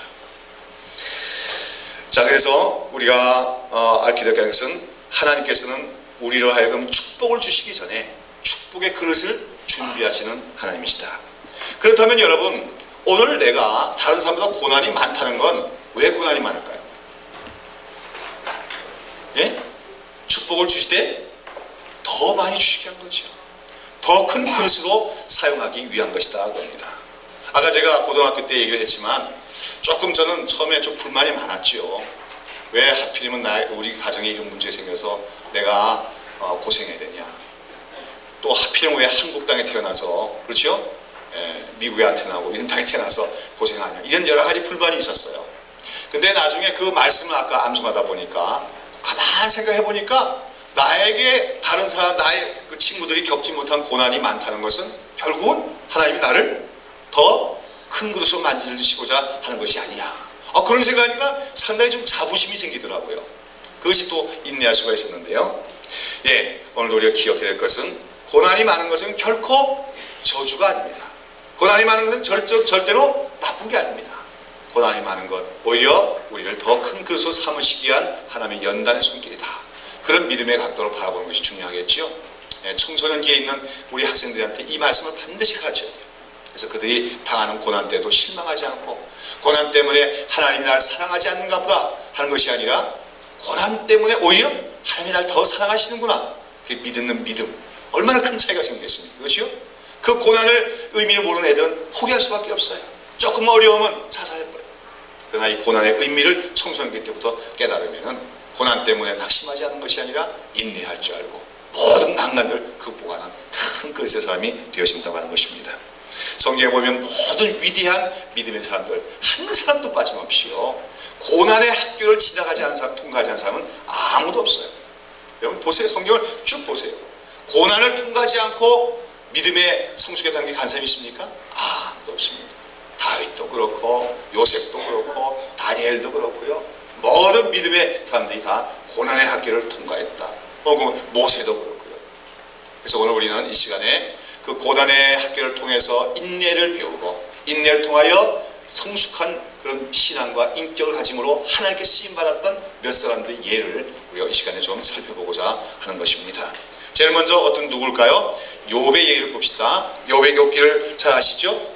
욥은 동방에 살았는데 우스 땅이라는 그 우스한 것은 이스라엘 옆에 있는 에돔 땅 그 지역인데요. 이 욥이 살았던 데는 아브라함하고 거의 같은 시기라고 여겨져요. 그러니까 우리가 아브라함의 믿음의 조상이라고 하지만 아브라함만 여호와 하나님 믿은 거 아닙니다. 그 당시도 이미 여호와를 믿는 사람들이 곳곳에 있었어요. 그러나 하나님께서 그 중에서 아브라함을 택해서 믿음의 조상으로 이스라엘 민족을 형성케 하시는 것이죠. 그러니까 산발적으로 곳곳에 여호와를 잘 믿는 사람들이 있는데 그 중에 한 사람이 누굽니까? 욥이었습니다. 근데 이 사람은 모든 악에서 떠났고 순전하고 온전한 사람이었다 했어요. 참 하나님 앞에서 성결하게 살기 위해서 힘써 노력한 사람이죠. 그래서 자기 자녀들이 혹시라도 생일잔치가 있어 모였을 때도 뭐 잔치를 하다 보면 술 많이 먹게 되고 술 많이 먹다 보면 범죄할 수도 있고 그렇기 때문에 그럴 가능성이 있기 때문에 늘 잔치가 끝나도 다시 한번 모여서 하나님께 제사를 드리게 하면서 자녀들로 하여금 뭡니까? 깨끗하고 온전한 삶을 살도록 가르치는 사람이 욥이었어요. 이 욥은 그래서 하나님도 그의 순전한 믿음을 인정하셨죠. 그래서 한 번은 어떻게 했습니까? 하늘에서 회의가 열렸어요. 하나님이 계시고 그 앞에 누가 다 모여들었습니까? 하나님의 아들들이. 욥기에 나오는 하나님의 독특한 표현이 천사들을 뭐라고 표현한 거예요? 하나님의 아들들이라고 한 거예요. 여호와중에서 이것 때문에 또 예수님이 하나님의 아들이다. 고로 예수님도 천사다 이런 이상한 상단 논법을 전개하지만 하나님의 아들이란 말은 여러 부분에서 적용이 되는 거예요. 우리가 크로스에 공부하면 되지만 이스라엘도 하나님의 아들이에요. 예수님도 하나님의 천사도 하나님의 아들이고요. 오늘 우리도 하나님의 아들들이고 아담이 원래 하나님의 아들이고 아담의 아들은 여러 방면에 쓸 수 있는 말인데요. 여하튼 천사들 모아놓고 하나님이 말씀하십니다. 근데 그때 거기에 회에 누가 쫓아왔어요? 사탄이가 쫓아갔어요. 그래서 이제 하나님 말씀하기 뭐합니까? 너희가 욥을 보았느냐? 욥처럼 모든 악과 죄에서 떠나서 순전하고 온전한 사람이 없느니라. 하나님께서도 칭찬하시는 그런 사람이에요. 자, 그런데 여기에 대해서 사탄이가 뭐라고 합니까? 예? 사탄이 뭐라 그래요? 예? 아이, 하나님 그런 말씀 하지 마시라고요. 그런 거죠. 예. 그 욥이 그거 잘 믿는 척 하는 거지 사실은 하나님을 정말로 경외하는 자가 아닙니다. 그런 거예요. 무슨 말입니까? 하나님께서 욥에겐 다른 사람보다 더 많은 물질도 주셨고 그렇죠? 자녀도 더 많이 주셨고 더 좋은 집안도 주셨으니까 그거 빼앗기지 않으려고 어떻게 하는 겁니까? 하나님 믿는 척 하는 것 뿐이지 만약에 하나님 그거 싹 뺏어가면 욥은 반드시 뭐라고 할 거예요? 하나님 원망하고 하나님으로부터 떠나갈 겁니다. 그런 거예요. 다시 말해서 욥의 신앙은 어떤 신앙입니까? 이 세상에서 잘 먹고 잘 살기 위해서 그가 믿고 있을 뿐입니다. 아까 얘기한 형통주의 신학과 똑같은 얘기를 하는 겁니다. 그렇죠? 그랬더니 하나님은 뭐라 그래요? 그래? 그러면은 내가 허락하노니 네가 욥을 한번 시험해봐라. 우리가 여기서 아주 중요한 걸 하나 발견하게 됩니다. 우리에게 고난이 오고 시험이 올 때 그 누가 그 시험을 갖다 줄 때가 있어요? 마귀가 갖다 줄 때가 있어요. 그러나 마귀가 가져다 주는 시험마저도 누구의 결제가 없이는 안 돼요? 하나님의 결제가 없이는 안 된다. 근데 여기서 이 마귀가 하는 말을 잘 들어보세요. 그 말하는 그게 뭐야? 한마디로 뭐 하는 거죠? 참소하는 거라고요. 참소라는 거는 뭐라고요? 다른 사람을 비방하고 헐뜯는 거. 하나님은 그 욥을 칭찬하고 있는데 아니에요. 그놈 나쁜 놈이에요. 이중적인 인간이에요. 신앙 엉터리예요. 여러분 교회 안에서도 혹시 그런 사람 그렇게 얘기하는 사람이 있으면 그 사람은 누구의 아들이에요? 마귀의 아들이에요. 여러분 예수님이 그랬어요. 너희가 유대인들 보고 너희가 아브라함의 후손들이라고? 야 별말을 다 한다. 아브라함의 후손이면 아브라함의 행세를 할 것이냐? 아브라함은 내게 그렇게 하지 않았다. 너희들이 하는 행세를 보니 네 아비를 받았는데 누구야? 거짓의 아비는 너희 사탄을 닮았구나. 예수님 그렇게 말씀하셔요. 아시겠습니까? 아무리 교회 잘 다니고 뭐 이렇게 종교적으로 그럴듯하게 보여도 그 행세가 마귀를 닮았으면 그는 마귀의 자식이다. 근데 마귀의 가장 큰 특징 중에 하나가 뭐예요? 뭐 하는 거예요? 참소하는 거예요. 다른 사람을 칭찬을 못해. 그래서 입만 벌리면 다른 사람 뭐예요? 헐뜯고 비방하고, 누가 다른 사람이 혹시 칭찬하면 시기해가지고 안 그래, 그 사람 알고 보면 나쁜 사람이야, 뒤가 꾸린 사람이야, 이런 식으로 비방하는 거, 그건 딱 누구 짓입니까? 마귀 짓이에요. 이런 거 교회 안에서 없애야 되겠죠? 그런데요, 여하튼 그래가지고 이제 그 하나님께서 사탄에게 권한을 주신 거예요. 그랬더니 그 사탄이 어떻게 했습니까? 욥의 가정에 재난을 불러일으키죠. 어떻게 했어요? 그 이방 도적들이 쳐들어왔고 그 모든 재물들을 다 뺏어갔지요. 그 소식이 들어왔어요. 그런데 곧 이어서 또 어떻게 했습니까? 형제자매들이 아들딸들이 다 모였는데 그 폭풍우가 불어와가지고 천막이 무너진 바람에 거기 깔려서 자녀들이 다 죽어버렸어요. 여기서 근데 욥이 하는 말이 뭡니까? 욥이 하는 말이 뭐죠? 주신 자도 여호와시오, 취하신 자도 여호와시오니 여호와의 이름이 찬송을 받으시지니라 하고 그 입술로 범죄치 않고 하나님을 원망하지 않았다 했어요. 욥은 뭐라 하는 겁니까? 내가 많은 재산을 갖고 있었지만 그것도 원래는 내 거 아닙니다. 하나님이 주셨던 건데 하나님이 필요해서 가져가신 것이니 내가 뭐라 하겠습니까? 자녀들도 사실 내 자녀 아닙니다. 하나님이 내게 맡겨주셨던 자녀들인데 하나님의 뜻이 있어서 다 데려갔사오니 하나님의 그 섭리를 내가 다 모르지만 하나님을 찬양하옵나이다. 참 이런 믿음의 사람이에요. 이렇게 할 수 있겠어요? 자, 그런데 그렇게 해서 그 모든 재산이 다 날아가고 또 자녀들이 다 죽었는데도 그 입술로도 하나님을 한마디도 원망하지 않아요. 그래갖고 이제 다시금 하나님 어전회의가 열렸고 거기 사탄이 돌아왔어요. 하나님 뭐랍니까? 사탄아, 봤냐? 욥이 어떡하느냐? 네가 그에게 그런 재난을 갖다 주고 그 엄청난 불행을 갖다 줬는데도 욥이 원망하더냐? 그랬더니 그 다음에 뭐라 그래요? 사탄이 아닙니다. 그건 아직까지 재난이 다 주어지지 않았기 때문이었습니다. 욥이 그런 거 다 빼앗겨도 자기 몸 하나는 건강하기 때문에 그 가죽을 하나님께서 지켜주셨기 때문에 그가 그래도 믿는 척 하는 것 뿐이지요. 한번 그 건강을 뺏어 보십시오. 그러면 그가 반드시 원망할 겁니다. 그랬더니 하나님 뭐라고요? 좋다. 그럼 내가 그 욥의 건강도 너에게 맡겨본다. 그러나 그의 생명만은 네가 취할 수가 없느니라. 생명만은 하나님께 맡겨 달릴 것을 분명히 밝혀주시오. 그랬더니 또 사탄이가 그 욥에게 고난을 갖다 주는데 어떤 고난이에요? 약창이 생겨나게 했어요. 악창. 무슨 병인지 잘 모르겠어요. 근데 어떤 그 책에 보니까 상아병? 그 코끼리 피부 같은 병이 있다 그래. 피부 그런 거라고 했는데 모르겠습니다. 온몸에서 진물이 나고 피부가 막 딱딱하게 굳어가고 쩍쩍 갈라지는데 그 사이에 진물이 나고 피가 나고 너무 가려우니까 손가락으로 긁어도 안 긁어져요. 그러니까 어떻게 해요?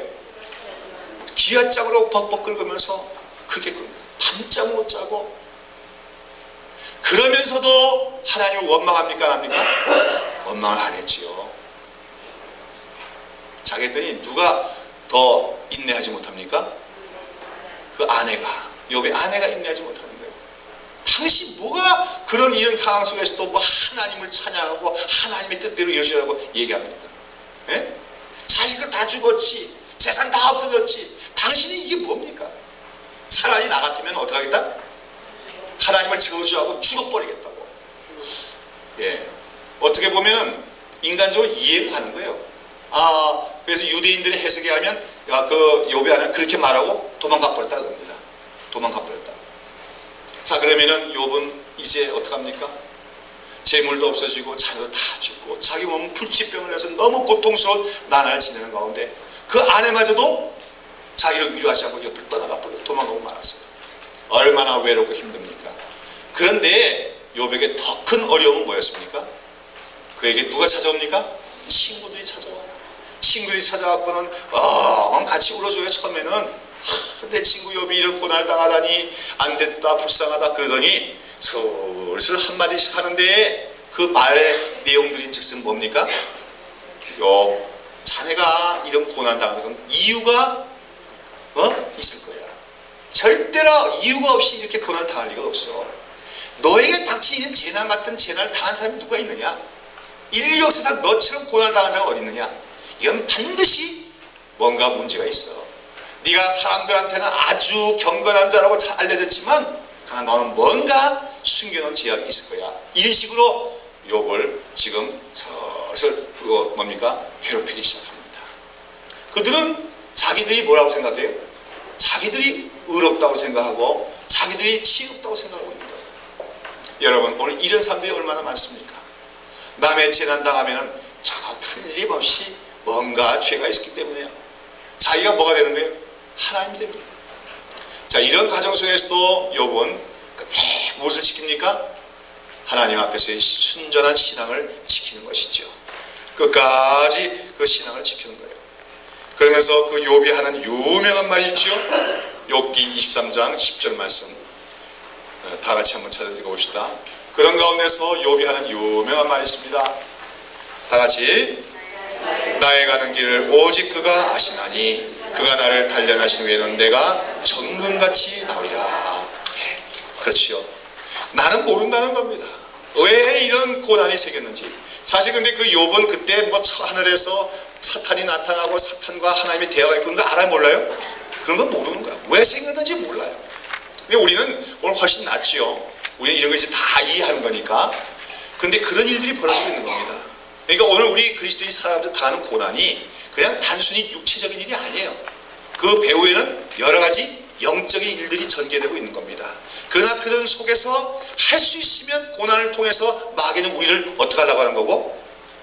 넘어뜨리고 망하게 하려고 하는 것이고, 그러나 하나님은 그러한 가운데서도 우리를 지키시고 끝까지 보호하시는 것이 하나님의 뜻이다 하는 것을 우리가 기억해야 한다는 것입니다. 근데 여하튼 이런 과정 속에서 욥이 고백하는 게 뭡니까? 나의 가는 길을 오직 그가 아시나니 그가 나를 단련하신 후에는 내가 정금같이 나오리라. 이 믿음의 고백을 하는 것이죠. 그리고 마침내 욥이 결국은 그 믿음으로 인내하게 되죠. 그랬을 때 나중에 하나님께서 모든 것을 다 회복시켜 주시고 오히려 그가 누렸던 모든 것, 잃었던 모든 것들 그의 배로 갑절로 다 보상해 주시는 걸로 욥기는 끝나게 되어집니다. 이런 욥의 인내에 대해서 야고보서 5장 11절에 보면 뭐라 하겠습니까? 보라, 인내하는 자를 우리가 복되다 하나니 너희가 욥의 인내를 들었고 주께서 주신 결말을 보았거니와 주는 가장 자비하시고 긍휼히 여기시는 자신이라 했습니다. 여러분, 오늘 여러분에게 시련이 있고 고난이 있는 가운데서도 우리 주님은 가장 자비하시고 긍휼히 여겨주시는 자시다. 이렇게 믿으십니까? 이 믿음을 우리가 가져야 돼요. 그렇잖아요? 믿음이 없는 자들은 시련이 당하고 그러면 하나님은 사랑이 아니야, 하나님은 자비롭지 않아, 이렇게 얘기할지 몰라도 나는 이해할 수 없습니다. 나에게 당한 고난을 내가 다 이해할 수 없지만 그러나 하나님은 최선의 길로 나에게 자비와 긍휼을 베풀고 계시다 하는 사실을 우리가 믿어야 되는 거예요. 그럴 때 나중에 그 고난의 의미가 이해가 되는 거예요. 그러니까 하나님께로부터 진정한 축복을 받게 되어지는 것이죠. 다음으로 우리는 또한 신약시대에 가서 바울을 봅시다. 바울은 또한 어떤 인내의 삶을 살았습니까? 여러분, 여러분 참 12제자 예수님 제자들도 있지만요, 정말 예수님을 따랐던 사람들 중에서 바울만큼 충성을 많이 한 사람이 있을까요? 그렇죠? 바울만큼 큰 일을 많이 했고 바울만큼 충성한 사람이 누가 있겠습니까? 그는 정말로 자기가 한때는 예수님을 알지 못해서 예수님을 비방하고 교회를 핍박했다는 사실 때문에 너무너무나도 죄스러워가지고, 그런데 그런 자기를 갖다가 구원해 주시고 사도로 삼은 것이 너무나 감사해서 그는 오직 자기 한 몸을 정말 산제서 드리는 삶을 살았습니다. 그 사람은요, 복음을 전한 일로 나서지만 않으면 어떻게 살 수 있는 사람이에요? 편안하게 살 수 있는 사람이에요. 집안 좋습니다. 그렇지요? 든든한 가정의 배경도 있고요, 학식도 있고 가문도 있고, 그러나 그는 복음 때문에 고난받는 삶을 살게 되어지죠. 고린도후서 11장 보시면요, 수많은 고난을 당한 얘기가 나오죠. 거기 보면 굶주리기도 많이 하고 옥에 갇히기도 많이 하고 40에 하나 강한 태장도 여러 번 맞고 유대인들에게 돌로 맞아 몇 번씩이나 죽었다가 까부러졌다가 살아나기도 하고 파선을 당하기도 하고 강도떼를 만나기도 하고 굶주리고 잠 못 자고, 그러나 내가 이런 것은 고수하고 내 마음속에 한 가지 늘 염려되고 눌리는 것은 뭐냐? 오직 주님의 교회를 위하여 염려하는 것이잖아. 내 소원은 뭐야? 이 고난 좀 없었으면 되는 게 아니라 고난 당해도 좋다. 고난 당해도 좋다. 오직 주님의 교회만이 더 온전히 서가면 나는 그것으로 더 기쁨이 없노라. 이것이 바로 사도 바울의 신앙의 자세였습니다. 그런 가운데 사도 바울에게는 또 육신에 뭐가 있었어요? 예, 육신에 육체의 가시가 있었죠. 예, 고린도후서 12장 7절 보면 사도 바울은 그런 얘기를 해요. 내 몸에 육체의 가시가 있구나. 육체의 가시라는 게 뭔지 알죠? 질병을 얘기하는 거예요. 여러분, 가시에 이렇게 가시가 우리 몸에 살에 찔리면 어때요? 그거 꽂아놓고 다닐 수 있어요? 못 견디죠? 요만한 눈곱만한 그 가시 하나도 이렇게 손깍지에 끼면 어떡합니까? 거의 그냥 신경이 건드려갖고 우리가 뭐 활동을 막 신경 쓰여서 다리를 제대로 못하잖아요. 근데 말이죠, 이 몸속에 이만한 그 큼직한 가시가 하나 턱 박혀 있다고 생각해보세요. 얼마나 고통스럽겠습니까? 사도 바울은 자기 몸에 육체의 가시가 있었다. 그런 질병이 있었다 그래요. 어떤 질병인지 우리가 알 수가 없습니다. 어떤 사람들은 사도 바울이 안질, 아주 눈이 시력이 좋지 않고 늘 눈이 고통스러운 안질이 있을 것이다, 그렇게 얘기를 하고, 어떤 사람은 간질병이다 얘기를 하기도 하고 여러 가지 얘기해요. 그러나 우리는 뭔지 몰라요. 그러나 하여간 우리가 볼 때는 상당히 사도 바울을 괴롭게 하는 그런 질병이 있었다는 거예요. 근데 그것도 사탄의 가시라고 얘기하죠. 사탄의 가시. 이거 우리가 알아야 될 것은 질병을 우리한테 직접 갖다 주는 것은 누구라는 겁니까? 사탄이라는 거예요. 그러나 그것마저도 누구가 허락해야? 하나님이 허락해야 갖다 줄 수 있다는 것이죠. 그런 가운데 이 육체의 가시를 제거해달라고 하나님께 몇 번 기도했어요? 3번이나 간절히 기도했어요. 3번 했다는 것은 꼭 횟수로 3번이 아니라 하나님의 뜻을 깨달을 때까지, 응답받을 때까지란 말이에요. 그렇게 계속 기도해서 응답을 받았지요? 그 응답이 뭡니까? 그 병이 다 나버린 거예요? 순간적으로? 아니에요. 사도 바울 자신이 병든 자를 위하여 기도할 때 낫기도 했고 죽은 자까지 사는 기적도 일어났어요. 그러나 사도 바울 자신의 그 질병을 위해서 기도했는데 나았습니까? 낫지 않았어요. 오히려 예수님이 하신 말씀이 뭡니까? 내 은혜가 네게 족하다. 그러면서 내 능력이 약한 데서 온전하여 짐이라 얘기했습니다. 은혜라는 거예요. 그렇죠? 그 육체 고통스러운 가시가 재앙이 아니고 저주가 아니고 징벌이 아니고 뭐라고요? 은혜. 무슨 은혜? 족한 은혜다. 풍성한 은혜라고 주님 말씀하신 거예요. 이해가 됩니까? 그러나 사도 바울은 거기서 깨달은 것이요.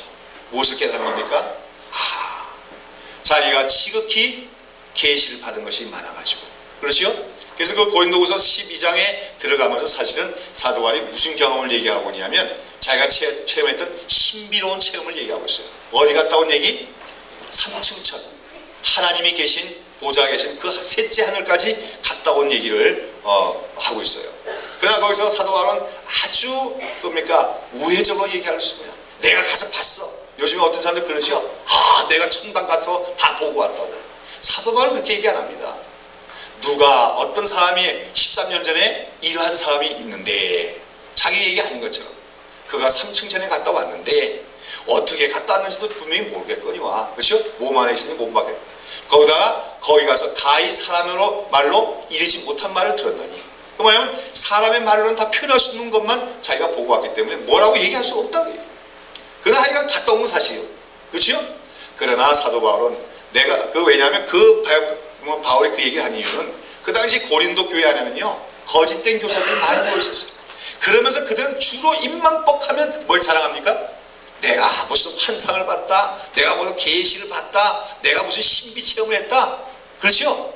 뻑하면 그런 거예요. 또 40일 금식기도 했다 자랑하고. 이게 다 거짓 교사들이에요. 바울이 얘기하는 거예요. 그들이 하도 자랑해대니 내가 더 자랑하자면 나로 말하면 3층전까지 갔다 온 사람이다. 그러나 내가 그걸 자랑하길 원치 않는다. 근데 정말로 내가 자랑하고 싶은 하나님의 은혜가 있는데 그게 뭐냐? 내 육체에 있는 가시다.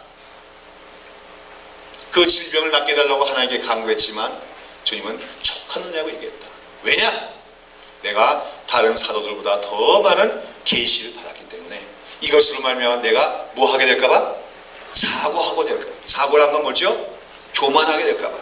그래요. 인간은 교만하기 쉬운 게 인간이에요. 여러분 세상에서 성공 안 해도 됩니다. 성공했다고 하는 순간에 교만해지면 그 사람이 실패한 게 되는 거예요. 그렇잖아요? 네. 우리 성경에서 그런 사람 얼마나 많이 봅니까? 솔로몬이 그렇고 사울왕이 그렇고 정말 정상의 자리에 올라갔으면서 교만하지 않을 수 있는 사람은 별로 없다는 거예요.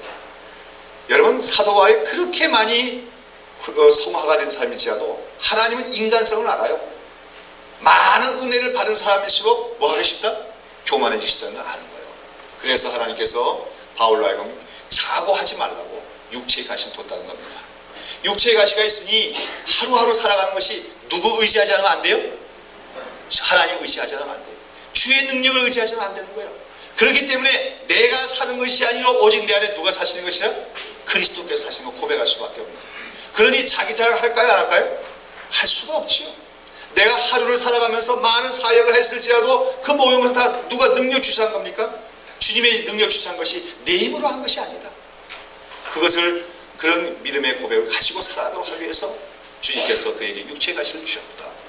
그러면서 예수님 하신 말이 내 능력이 약한 데서 온전해지니라. 사도 바울은 나날이 약해져 갔어요. 그러나 그 약한 것을 오히려 자랑하면서 내가 약할 때가 곧 강함이라고 그는 얘기하고 있는 것입니다. 여러분 성경에 나오는 진정한 은혜와 축복의 논리는요 흔히 사람들이 생각하는 그 논리와 많이 달라요. 많은 사람들은 뭐가 은혜라고 생각합니까? 더 많은 것을 내가 갖게 되고 더 많이 강건해지고 더 많이 내가 올라가면 그것이 강해지면 그것이 은혜라고 생각하지요. 사도 바울은 그게 아니에요. 날마다 하나님 앞에서 더 어떻게 되는 게? 약해지는 것이 은혜라고 얘기합니다. 약해졌기 때문에 주님을 의지할 수밖에 없는 것이 진정한 축복이라고 얘기하고 있는 것입니다. 그런 의미에서 오늘 여러분 축복받은 사람들입니까? 복 받으셨어요? 어떤 사람이 복 받은 사람이에요? 나는 연약하기 때문에 주님을 더 의지하지 않으면 안 되는 사람이 참으로 하나님의 은혜를 받은 자요 복을 받은 사람인 걸 믿으시기 바랍니다. 근데 우리는 우리의 연약함, 약점을 조금 더 우리가 창피하게 여길 필요 없어요. 아시겠습니까? 저는 목회자지만 제 안에는 여러 가지 약점들이 많습니다. 결점이 얼마나 많은지 몰라요. 제가 저 자신을 보더라도 이 못난 자식 생각될 정도로 결점이 많습니다. 그러나 그것 때문에 감사합니다. 왜요? 그 결점 때문에 나를 돌아보게 됩니까? 그 결점에도 불구하고 주님이 날 써주신다는 게 감사고요. 그 결점에 때문에 기도하지 않을 수가 없기 때문에 그렇잖아요? 내 이 결점과 약점들이 다 드러나면 어떻게 주님 일 하겠습니까? 하나님 오늘도 나한테 이런 약점이 있고 결점이 있지만 주님 다 덮어주시고 오직 주님의 은혜로 함께 해주십시오. 제가 오늘도 여러분 앞에서 말씀을 전하고 있지만요 제가 잘나서가 아니에요.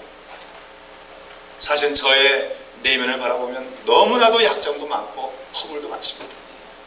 그러나 그럼에도 불구하고 제가 하나님 앞에서 나는 무능하고 부족한 종이라고 얘기할 때마다 그때마다 말씀을 전할 수 있도록 능력을 주시기 때문에 오늘도 주님 앞에서 여러분에게 이 모든 일을 행할 수 있는 줄로 믿습니다. 참된 은혜는 뭐예요? 내가 약함을 더 많이 깨닫는 거예요. 내가 부족함을 더 많이 깨닫는 것이 참된 은혜예요. 여러분 그 고난을 통해서 하나님께서 이러한 것을 우리를 깨닫게 하시는 것, 그것이 하나님의 섭리라는 것을 우리가 기억해야 될 줄로 믿습니다. 여러분, 그래서 이 사도 바울은 이거로 말미암아 어떻게 됐습니까? 늘 겸손한 삶이 될 수가 있어요. 그것이 축복입니다. 늘 겸손할 수 있는 게 축복이에요. 그 다음에 또 어떤 삶이 될 수 있어요? 빌립보서 4장 12절은 뭐라 그러죠? 내가 비천에 처할 줄도 알고 풍부에 처할 줄도 알아. 모든 일에 배부르며 배고픔과 풍부와 궁핍에도 일체의 비결을 배우노라. 내게 능력 주신 자 안에서 내가 모든 것을 할 수 있느니라 얘기합니다. 사도 바울이요, 이 글을 쓸 때 어디 있었습니까? 로마의 옥중에 갇혀 있었어요. 근데 로마 옥중에 갇혀 있으면서도 빌립보서에 보면 어떤 단어가 많이 나오면 기쁨이라는 단어가 많이 나와요. 기뻐하고 기뻐하라. 성도들아, 내가 기뻐하는 것처럼 너희들도 기뻐하라. 아니, 감옥에 갇혀 있는 사람이 위로를 받아도 그렇지요, 안 될 터인데 위로하는 것이 아니라, 위로 받는 것이 아니라 오히려 내가 기뻐하는 것 본받아 너희도 기뻐하라고 하셨어요. 왜 그래요? 그건 일체의 모든 환경을 초월한 사람이 됐어요. 환경을 초월한 사람. 우리는 오늘 얼마나 환경에 따라서 이리 흔들리고 저리 흔들립니까? 환경이 조금만 좋아지면 히히닥거리다가, 그렇지요? 환경이 조금 나빠지면은 그저 한숨만 내쉬고, 그렇지요? 불만스러워하고 고통스러워하는 우리 아니에요. 그러나 사도 바울은 그 고난을 통해서, 수많은 고난, 육체의 가시를 통해서 어떤 걸 터득하게 됩니까? 모든 환경에 부한 데 처할 수도 있고, 빈곤한 데 처할 수도 있고, 배고픈 데도 처할 수 있고, 배부른 데도 처하면서 어떤 환경에서도 만족하고 감사할 수 있는 삶의 비결을 배웠다는 겁니다. 이것이 바로 그리스도인의 탁월한 삶의 원리예요. 믿습니까? 누가 행복한 삶입니까? 여러분, 모든 것이 다 갖춰져도 자족할 줄 모르고 감사할 줄 모르는 사람은 불행한 사람이에요. 그러나 부유할 때는 좋은 집에 살 수도 있지요. 그러나 또 환경 따라서 오두막집에 살고 지하실에 살지라도 그것 때문에 뭡니까? 마음 상하지 않으며 만족할 수 있는 사람, 자족할 수 있는 사람, 기뻐할 수 있는 사람은 그야말로 행복한 사람인 줄로 믿는 것입니다. 사도 바울에게 하나님이 축복을 주신 거예요. 사람들의 눈을 볼 때는 바울은 복받은 사람이 아니죠. 그렇게 고생하면서 돌아다니다가 나중에 결국은 다시금 로마의 옥중에 갇혀서 목이 잘려서 죽고 마는 사도 바울. 누가 행복한 사람 하겠어요? 그러나 그 바울의 마음에는 넘치는 행복이 있었습니다. 바로 그 행복감이 무엇으로 온 거예요? 고난을 통해서 깨달은 것이라는 거죠. 고난을 통해서 그는 그 행복함을 그는 터득하게 되었다는 것입니다. 여러분, 고난만 없어지면 행복할 거라고 생각하지 마십시오. 오늘 여러분의 고난을 잘 인내로 극복하면 거기서 여러분 진정한 행복을 그때부터 누리고 맛볼 수 있게 된 줄로 믿습니다. 네, 다음으로 이제 모세를 보십시다. 모세도 역시 인내의 과정을 통과한 사람이에요. 그렇죠? 고난의 학교를 통해서. 이 모세는 참 재밌어요. 그렇죠? 모세 일생은 모세가 몇 살을 살았죠? 모세가 몇 년 살았습니까? 예? 120세 살았어요. 120세. 120세 살았는데요. 이 사람의 일생은 40을 딱 나누십니다. 그렇죠? 예. 40년은 어디서 살았어요?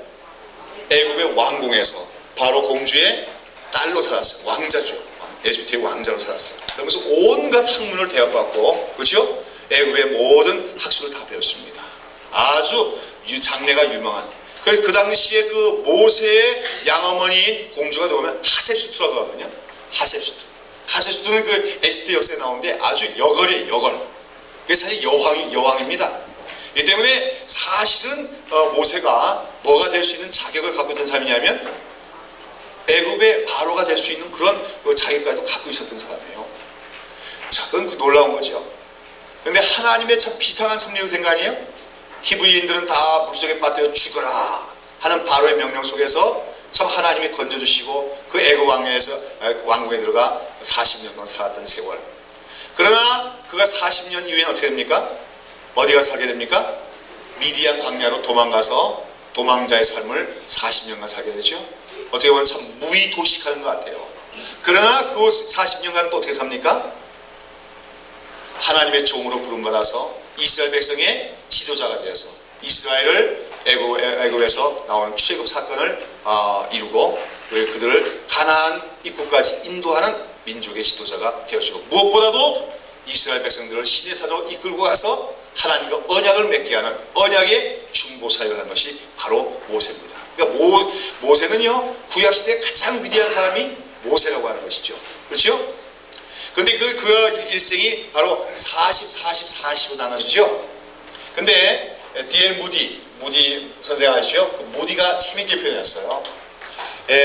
모세는 이 40년간은 자기를 어떻게 생각하면 I can do something 이라고 생각했다.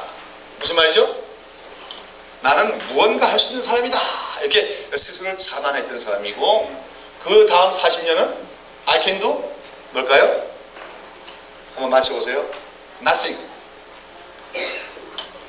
나는 아무것도 할 수 없는 사람이라는 것을 깨달은 기간이다. 그 다음 40년은 그 다음에는 I can do anything in God. 무슨 말이에요? 하나님 안에서 무엇이든지 할 수 있다. 그렇게 살았던 40년 얘기하고 있습니다. 재밌죠? 한마디로 모세는요 40년간 애굽에서, 그 당시 세계 최고의 왕국이고 문명의 중심주인 그 애굽의 그 바로의 왕국에서 자라면서 한마디 뭐가 가득 찬 사람이 됐습니까? 자만심과 교만이 가득 찬 사람이 되었어요. 내가 해서 안 되는 거 없다. 그렇죠? 나만큼 능력 있는 사람이 어디 있느냐 이렇게 생각했던 거예요. 그러나 이제 그런 가운데서도 어떻게 됐습니까? 그런 가운데서도 어머니의 교육을 받았죠. 참 재밌는 것은 애굽 공주가 그 모세를 발견하고서는, 근데 그 애굽 공주는 아기를 낳지 않으니까 젖이 없잖아요.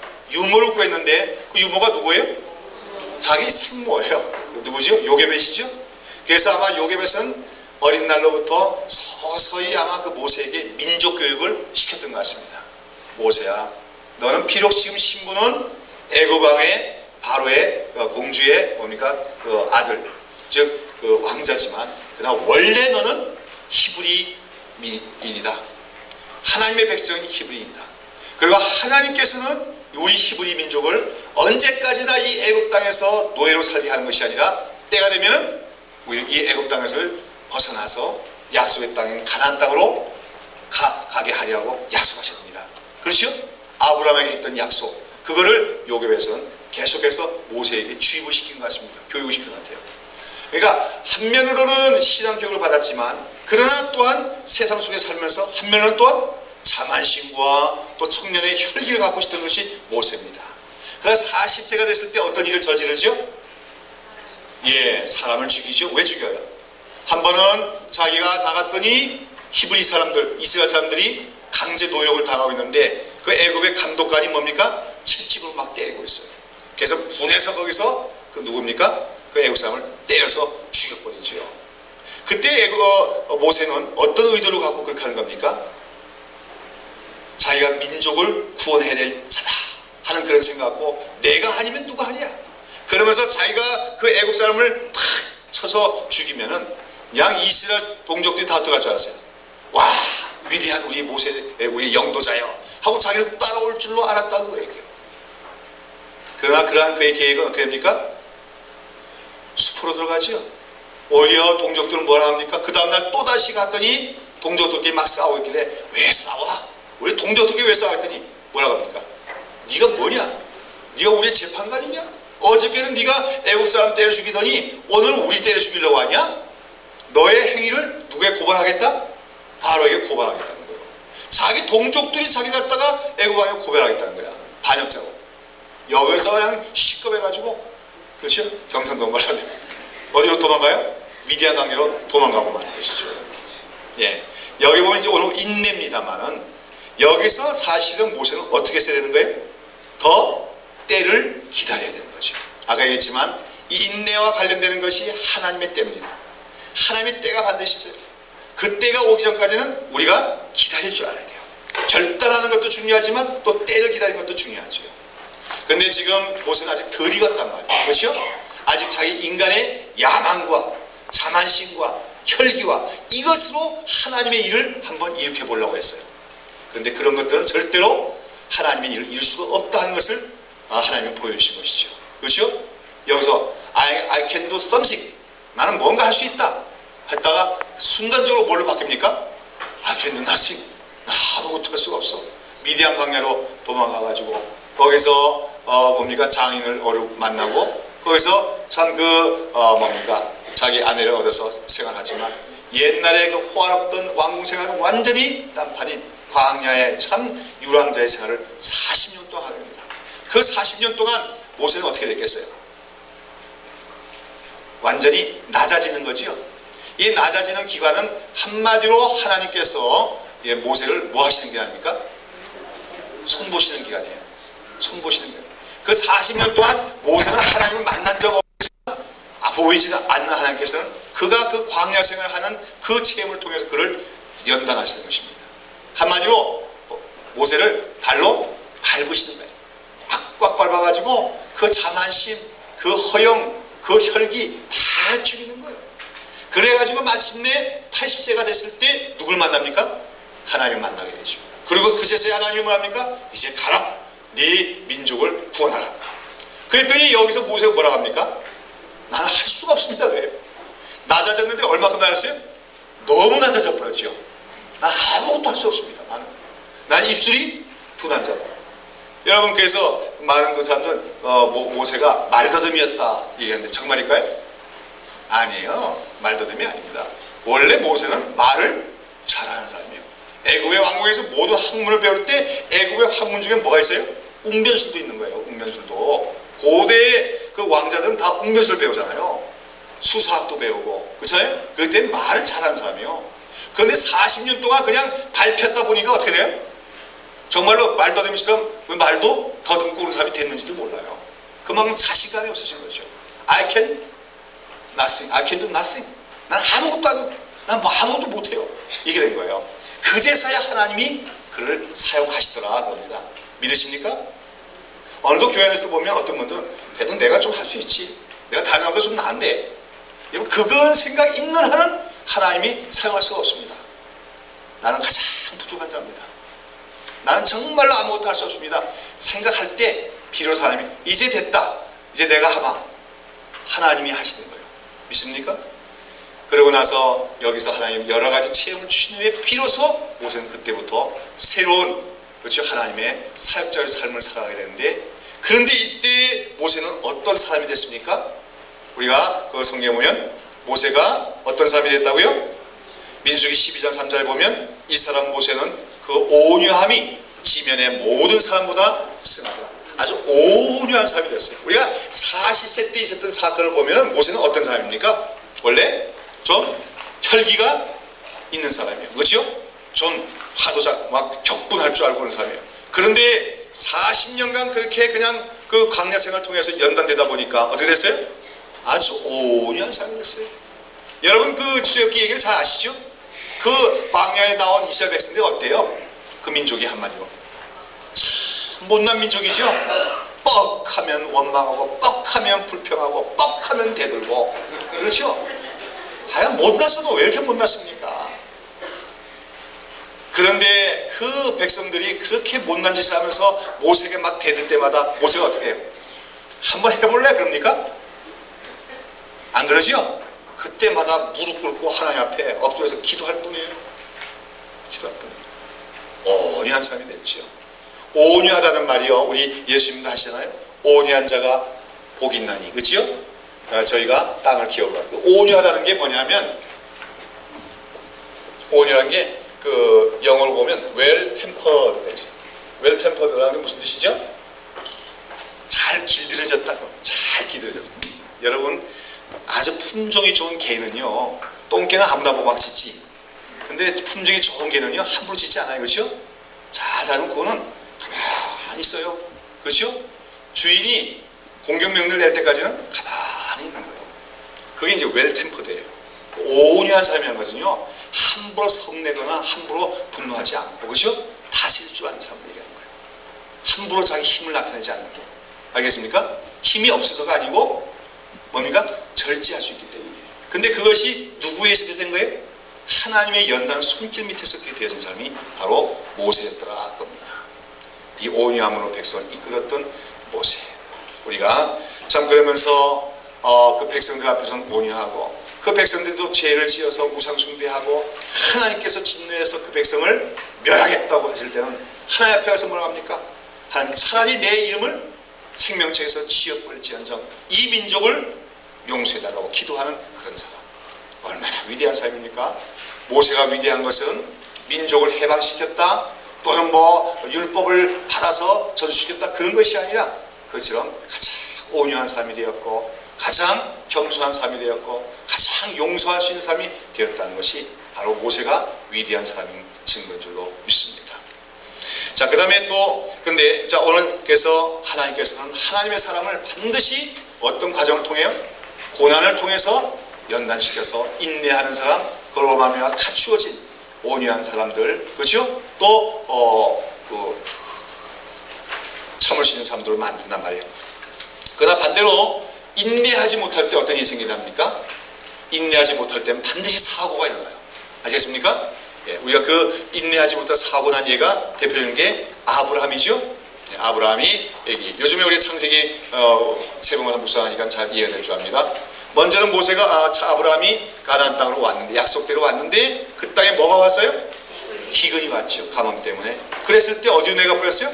애굽 땅으로 내려가고 말았어요. 그럴 때 어떻게 써야 됩니까? 조금 기다려야 되죠. 조금 기다리면 누구에게 물어봐야 돼요? 하나님께 물어봐야 되는데 그냥 인간적인 생각 가지고 갔을 때가 많다. 많은 사람들이 그래요. 어려움이 생기면은 하나님께 물어보지도 않고 절로 가자. 그럴 때 실패하는 거예요.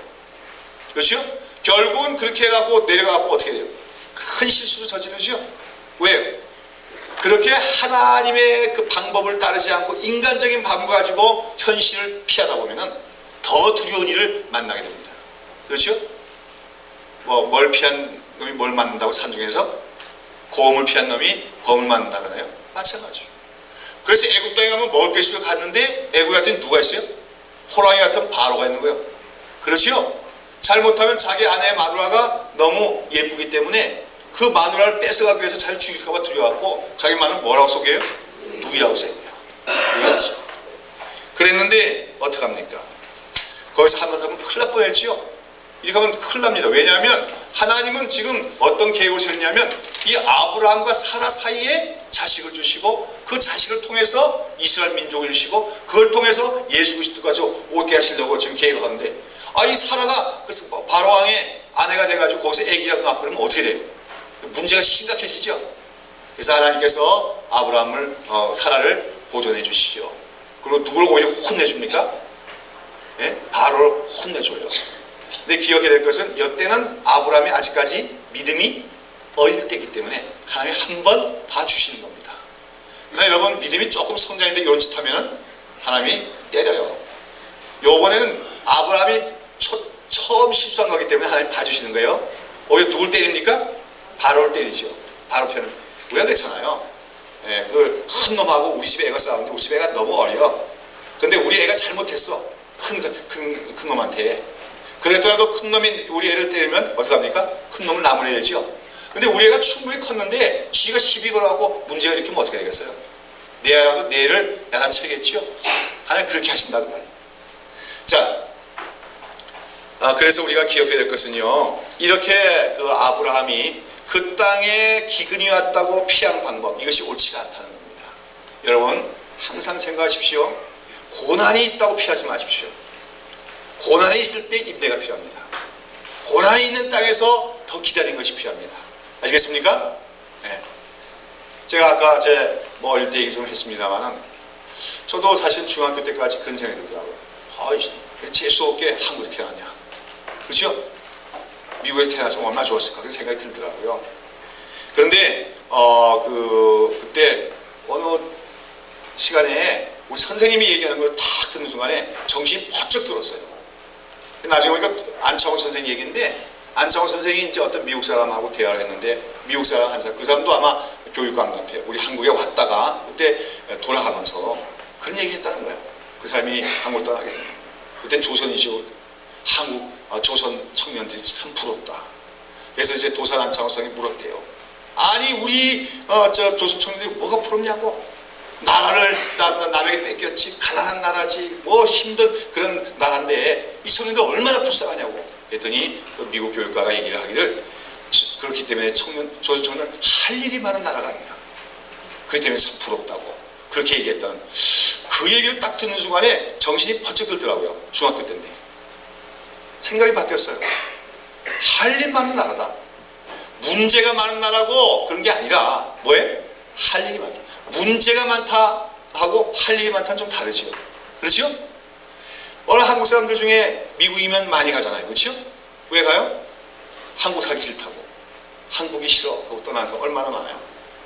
저는 이민들 많이 갔으면 좋겠어요. 전 세계에 우리 한국 사람들이 퍼져 살았으면 좋겠어요. 아시겠습니까? 세계화 시대에 우리 민족이 세계 속에서 한국이 되려면 좀 더 많은 한국 사람들이 세계 곳곳에 나가 살아야 될 줄로 믿습니다. 네.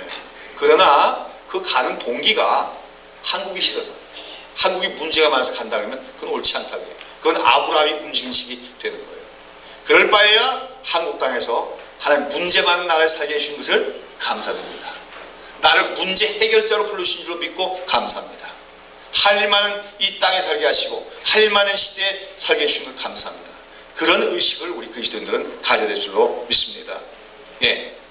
그 다음으로 이제 아브라함의 일대기에 보면 또 실수한 사건이 나오죠. 중요한 건데요. 뭐예요? 하나님께서 아브라함에게 뭘 주시겠다고 했어요? 약속의 자손을 주겠다고 했죠. 근데 그 약속의 자손은 누구예요? 이삭을 가리키는 겁니다. 근데 하나님의 때가 있죠. 언제 주시려고 하는 거예요? 언제? 아브라함이 완전히 인간적으로 능력이 없을 때 주시려고 하는 거예요. 그럼 이거 잘 기억하십시오. 사람이 자기 능력이 있을 동안에 하나님이 뭘 주면은 하나님이 주신 줄 모르고 누가 만든 거라 그래요? 내가 한 거라 그래요. 그래서 자기를 자랑한단 말이에요. 그래서 하나님께서는 사람이 스스로 나는 아무 능력이 없습니다 고백할 때 비로소 하나님 주실 때가 많은 거예요. 그렇죠? 이삭도 마찬가지죠. 그 때가 있는 거예요.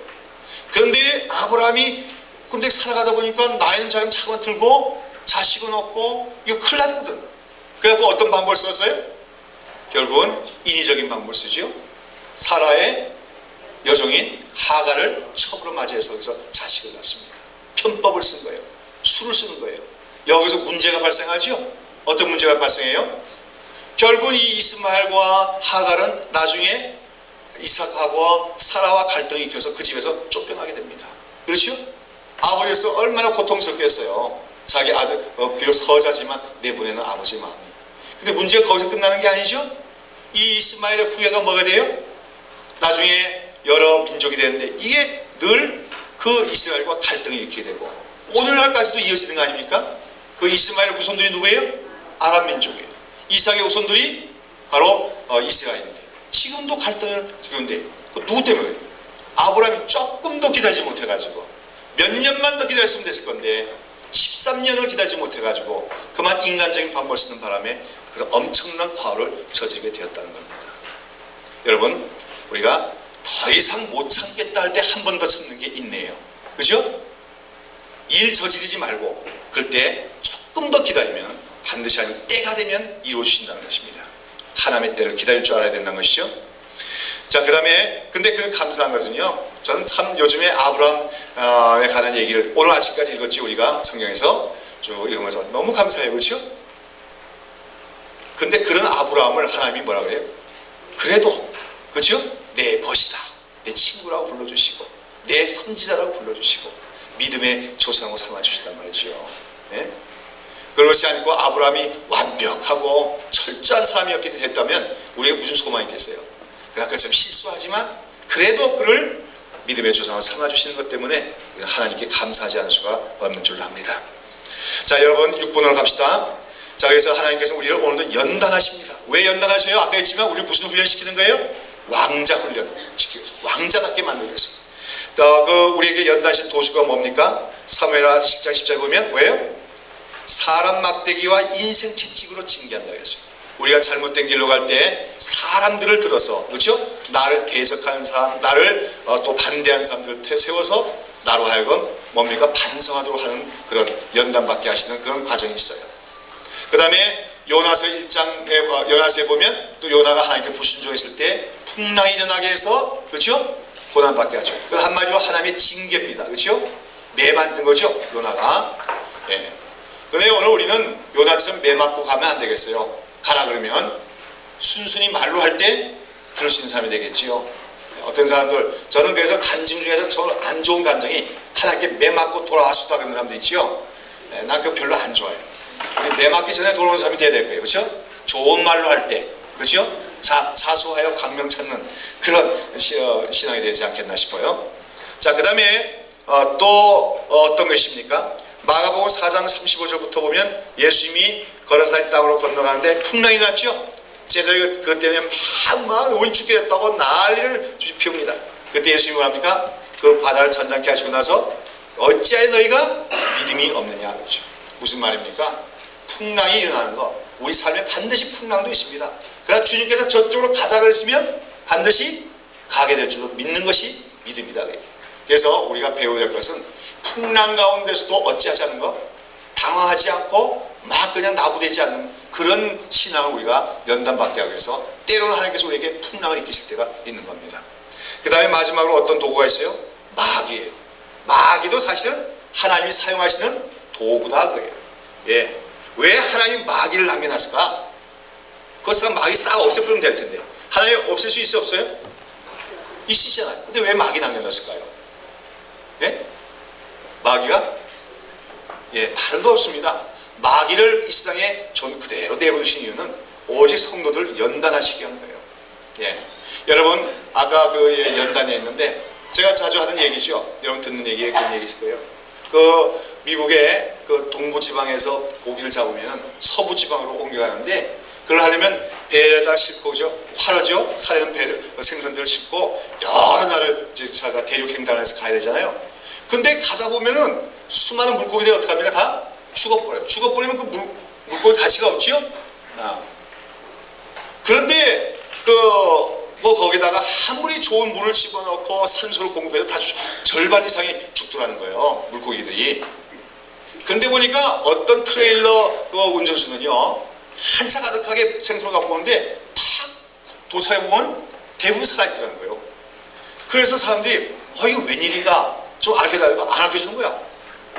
그지만 좀 알려달라고. 그래서 아마 뭐 술을 샀는지 뭐 어떻게 했는지 하여간 했더니 드디어 알려줬는데 뭔지 압니까? 그 생선들을 갖다가 물가에 집어넣을 때 거기다 뭘 집어넣냐면 큼직한 문어를 한 마리 집어넣는데요. 문어 아세요? 이 문어가 뭐 먹고 살아요? 생선 먹고 살잖아요. 그러니까 이 문어를 집어넣으면요 이 몇 날 며칠 달려가는 동안에 이게 그 물고기들이 넓은 바다에 살다가 이 좁은 물탱크 속에 오면 다 졸린답니다. 그냥 졸다가 죽는데요. 그런데 졸 수가 있어요 없어요? 저기 이거 징그러운 놈이 말이죠. 쫓아다니면서 자기들 잡아먹으려니까 그 물가에서 찔려 도망가고 저려 도망가고 그러다 보니까 며칠이 지나서 와도 살아있더라는 거예요. 여러분 하나님께서 마귀도 오늘날 이 땅에 있게 하신 것도 다 우리의 유익을 위해서 그런 거예요. 그거 없으면 우리가 또 어떡해? 다 퍽 잠들어가지고 영원히 그냥 침륜에 빠지고 영원히 그저 무감각하게 될까봐 그래서 고난도 주시고 여러 가지 마귀도 때로는 역사로 내버려두실 때가 있다는 거예요. 여러분 교회 안에도 마찬가지 같아요. 교회 안에도 다 구원받은 성도만 있는 게 아니고 교회 안에도 보면 알곡이 아닌 가라지도 들어있어요. 근데 생명력이 알곡이 더 강합니까? 가라지가 더 강합니까? 가라지가 더 강해요. 훨씬. 근데 그것도 하나님이 뭐라 합니까? 가라지 배에 보면 종들이 가서 주인 보고 가라지가 있습니다. 가라지 뽑을까요? 그랬더니 뭐라 합니까? 주인이 내버려 두어라. 그거 뽑다가 알곡들도 다칠까 염려하노라 하죠. 그게 하나님의 마음입니다. 여러분 교회 안에도 가시가 있고 교회 안에도 가라지도 있어요. 문어 같은 그런 사람이 있을 수도 있다는 거죠. 그러나 그런 모든 것도 우리가 원망할 것이 아니라 넓은 시각에 보면 우리를 하여 깨어서 기도하도록 또 그런 가운데 또 그들을 위하여 기도할 수도 있도록 하기 위해서 하나님께서 허락하신 하나님의 도구다. 이렇게 할 때 오늘 우리의 모든 삶에서 생겨나는 고난과 시련들은 결코 재난이 아닙니다. 징벌이 아닙니다. 그 모든 것은 다 하나님께 우리를 사랑하시기 때문에 우리에게 베풀으시는 은혜의 손길이다. 위장된 축복의 손길이라는 것을 우리가 기억해야 될 줄로 믿습니다. 오늘도 우리 가운데 고통받는 분들이 많이 계세요. 여러 가지 질병으로 고통받는 분들 참 뭘로 제가 말씀을 이해할 데가 없습니다. 그러나 여러분의 그 가운데서도 하나님은 선하시다. 하나님은 나를 사랑하신다 하는 걸 의심치 않고 하나님 바라보고 나가다 보면 어느 날인가 여러분 그것이 다 무르익어서 여러분에게 여러분 자신 아니라면 여러분 자신들에 대해서도 무언가 유익으로 나타나는 그날이 있게 될 줄로 믿습니다. 인내 후에는 그러면 어떠한 축복이 따릅니까? 우리 야고보서 1장 2절부터 4절까지 다 같이 읽도록 하죠. 야고보서 1장 2절부터 4절까지 다 같이 읽읍시다. 야고보서 1장 2절에서부터 4절 시작. 내 형제들아 너희가 여러가지 시험을 만나거든 온전히 기쁘게 여기라. 이는 너희의 믿음의 시련이 인내를 만들어준 줄 너희가 알미라. 인내를 온전히 이루라. 이는 너희를 온전하고 구비하여 조금 더 부족함이 없게 하려 함이라 하겠습니다. 시험을 만나거든 어떻게 하라고요? 기쁘게 여기라. 시험을 만날 때마다 기쁘게 여기는 것은 그 시험이 그냥 주어지는 게 아니에요. 하나님이 다 계획한 게 있어서 우리가 주신단 말이에요. 그 시험을 통해서 우리가 뭐 할 수 있도록? 인내하는 삶이 되도록. 그 인내함으로 우리가 뭐예요? 온전하고 구비하여. 이것이 아까 얘기한 성품을 얘기하는 겁니다. 왜 연단받은 인격이 되도록 하기 위해서 주신 거기 때문에 그 유익을 알므로 우리가 어떻게 합니까? 여러 가지 시험을 만나고 고난을 당할 때 기쁘게 여길 수 있는 사람이 바로 믿음의 사람이라고 하는 것입니다. 자, 그 다음에 우리 요한복음 15장을 또 한번 읽으시죠. 요한복음 15장 1절에서부터 3절까지를 한번 또 같이 읽겠습니다. 요한복음 15장 1절에서 3절 말씀 시작. 내가 참 포도나무요 내 아버지는 그 농부라. 무릇 내게 있어 과실을 맺지 아니하는 가지는 아버지께 이를 제해버리시고 무릇 과실을 맺는 가지는 더 과실을 맺게 하려 이를 깨끗게 하시니라. 너희는 내가 일러준 말로 이미 깨끗하였으니 그랬어요. 여러분 여기 보면은 그 과실을 맺지 않는 가지는 제해버린다. 이거 이해가 가죠? 예, 그 뭐 믿지 않는 자들 또는 죄만 짓는 자들 그런 자들은 하나님이 심판하신다 그런 말인데요. 근데 이해가 안 되는 것이 과실을 맺는 가지는 더 과실을 맺게 하려 이를 깨끗게 한다고 했어요. 그래서 깨끗게 한다는 말이 어떤 걸 얘기하는 겁니까? 가지치기 얘기하는 거예요. 여러분 전정과일이라고 알죠? 그 전정과일은 큰 것도 꾹꾹 잘라버리죠. 열매 못 맺는 거. 그러나 어떻게 하냐면 이미 열매를 잘 맺고 있는 가지가 있어도 그거 어떻게 합니까? 거기에 잔가지들을 잘라줘야 돼. 그렇죠? 왜 그렇습니까? 더 실하고 좋은 열매를 많이 맞기 위해서 전정가위로 쳐주는 겁니다. 자, 그런데 아까 우리가 돌이나 뭐 금속 얘기도 했지만 가지 입장에서도 보십시다. 가지가 있는데 자기가 이미 열매도 맺고 있는데 주인이 와고 포도원 주인이 와갖고 자기를 깨끗게 한다고 해서 막 잔가지를 치고 그러면 아프겠어요? 안 아프겠어요? 아파요. 여러분, 그렇기 때문에 우리가 열매를 잘 맺고 있다고 해서 고난이 전혀 없는 게 아닙니다. 늘 가지치기처럼 우리를 더 열매 맺기 위해서 여러 가지 크고 작은 고난들이 있을 수 있어요. 그러나 그것을 통해서 우리가 그 고난의 의미를 깨닫고 그 고난을 잊을지라도 하나님이 나를 너무나도 사랑하신다. 목적은 뭐예요? 더 많은 열매를 맺게 하는 것이다. 생각할 때 감사함으로 우리가 그 고난들을 잘 받아들이고 인내하게 되면 마침내 하나님이 원하시는 대로 풍성한 열매를 내서 하나님께 영광을 돌리게 되는 줄로 믿습니다. 오늘 이 시간에 우리는 인내에 대해서 배웠는데 무엇보다도 오늘 이 저녁에 우리는 고난의 의미에 대해서 깊이 깨달은 우리가 되야 될 줄로 믿습니다. 처음에 얘기했지만 기독교 신앙은 결코 예수 믿는다고 해서 고난이 없을 것이다, 고통이 없을 것이다, 환난이 없을 것이다 그런 거 보장하는 그 형통신앙이 아닙니다. 오히려 기독교 신앙 안에는 뭡니까? 고난도 있음을 얘기합니다. 오히려 있어야 됨을 얘기합니다. 왜요? 하나님 우리를 사랑하십니다. 우리를 더 성숙한 하나님의 자녀로 삼으시기 위하여 더 큰 그릇으로 만들기 위하여 우리를 하나님의 나라를 상속할 왕자처럼 만들기 위해서 더 존귀한 자로 만드시기 위해서 때로는 우리 삶에 여러 가지 고난과 시련도 주실 수가 있다. 그 의미를 잘 이해할 때 인내할 수가 있습니다. 그 인내의 열매로 우리 마침내 성숙한 성품을 갖게 되어서 우리가 마침내 열매 맺어 하나님께 영광을 올리는 사람들이 되신 줄로 믿습니다. 예, 아까 제가 제 개인적으로 제일 좋아하는 말씀이 있었는데 여러분 그 말씀 여러분 다 암송했으면 좋겠다고 싶어요. 로마서 5장 3절 4절 말씀 다 같이 한번 읽으시고 저 암송하시면 좋겠습니다. 다 같이 한번 읽어볼까요? 다만 이뿐 아니라 우리가 환난 중에도 즐거워하나니 이는 환난은 인내를, 인내는 연단을, 연단은 소망을 이룬 줄 알미니라 했습니다. 인내에서 배워야 되는데 인내는요 특별히 사람들이 더 못 참겠다 할 때 참는 게 인내입니다. 그렇죠? 조금 더 참는 게 인내입니다. 우리 한번 오늘 말씀 마치면서 우리 다 같이 인사할 때요 옆에 있는 분들 인내의 사람이 됩시다. 조금만 더 참읍시다. 우리 이렇게 한번 다 인사했으면 좋겠어요. 예, 인내의 사람이 되십시오. 조금만 더 참으십시오. 조금만 더 참으면 반드시 좋고 좋은 날, 유쾌한 날이 올 줄로 믿습니다. 예, 감사합니다. 기도하겠습니다. 사랑이 많으신 하나님, 오늘 이 저녁에는 우리가 인내하는 생활에 대해서 공부하게 하시면서 우리 믿는 하나님의 자녀들 삶에 형통함과 여러가지 안락하고 좋은 일들만 있는 것이 아니라 때론 여러가지 시험도 있고 고난도 있고 시련도 있지만 그러한 것들이 다 하나님께서 오히려 우리를 사랑하시기 때문에 주시는 그러한 은혜의 손길임을 우리가 공부할 수 있음을 감사를 드리옵나이다.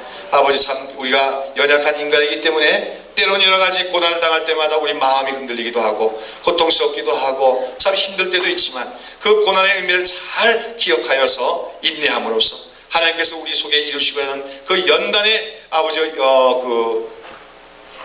연단의 성품들이 우리 안에 이루어져서 하나님이 사용하시는 큰 그릇들이 다 되게 하여 주시기를 간절히 바라옵고 원합니다.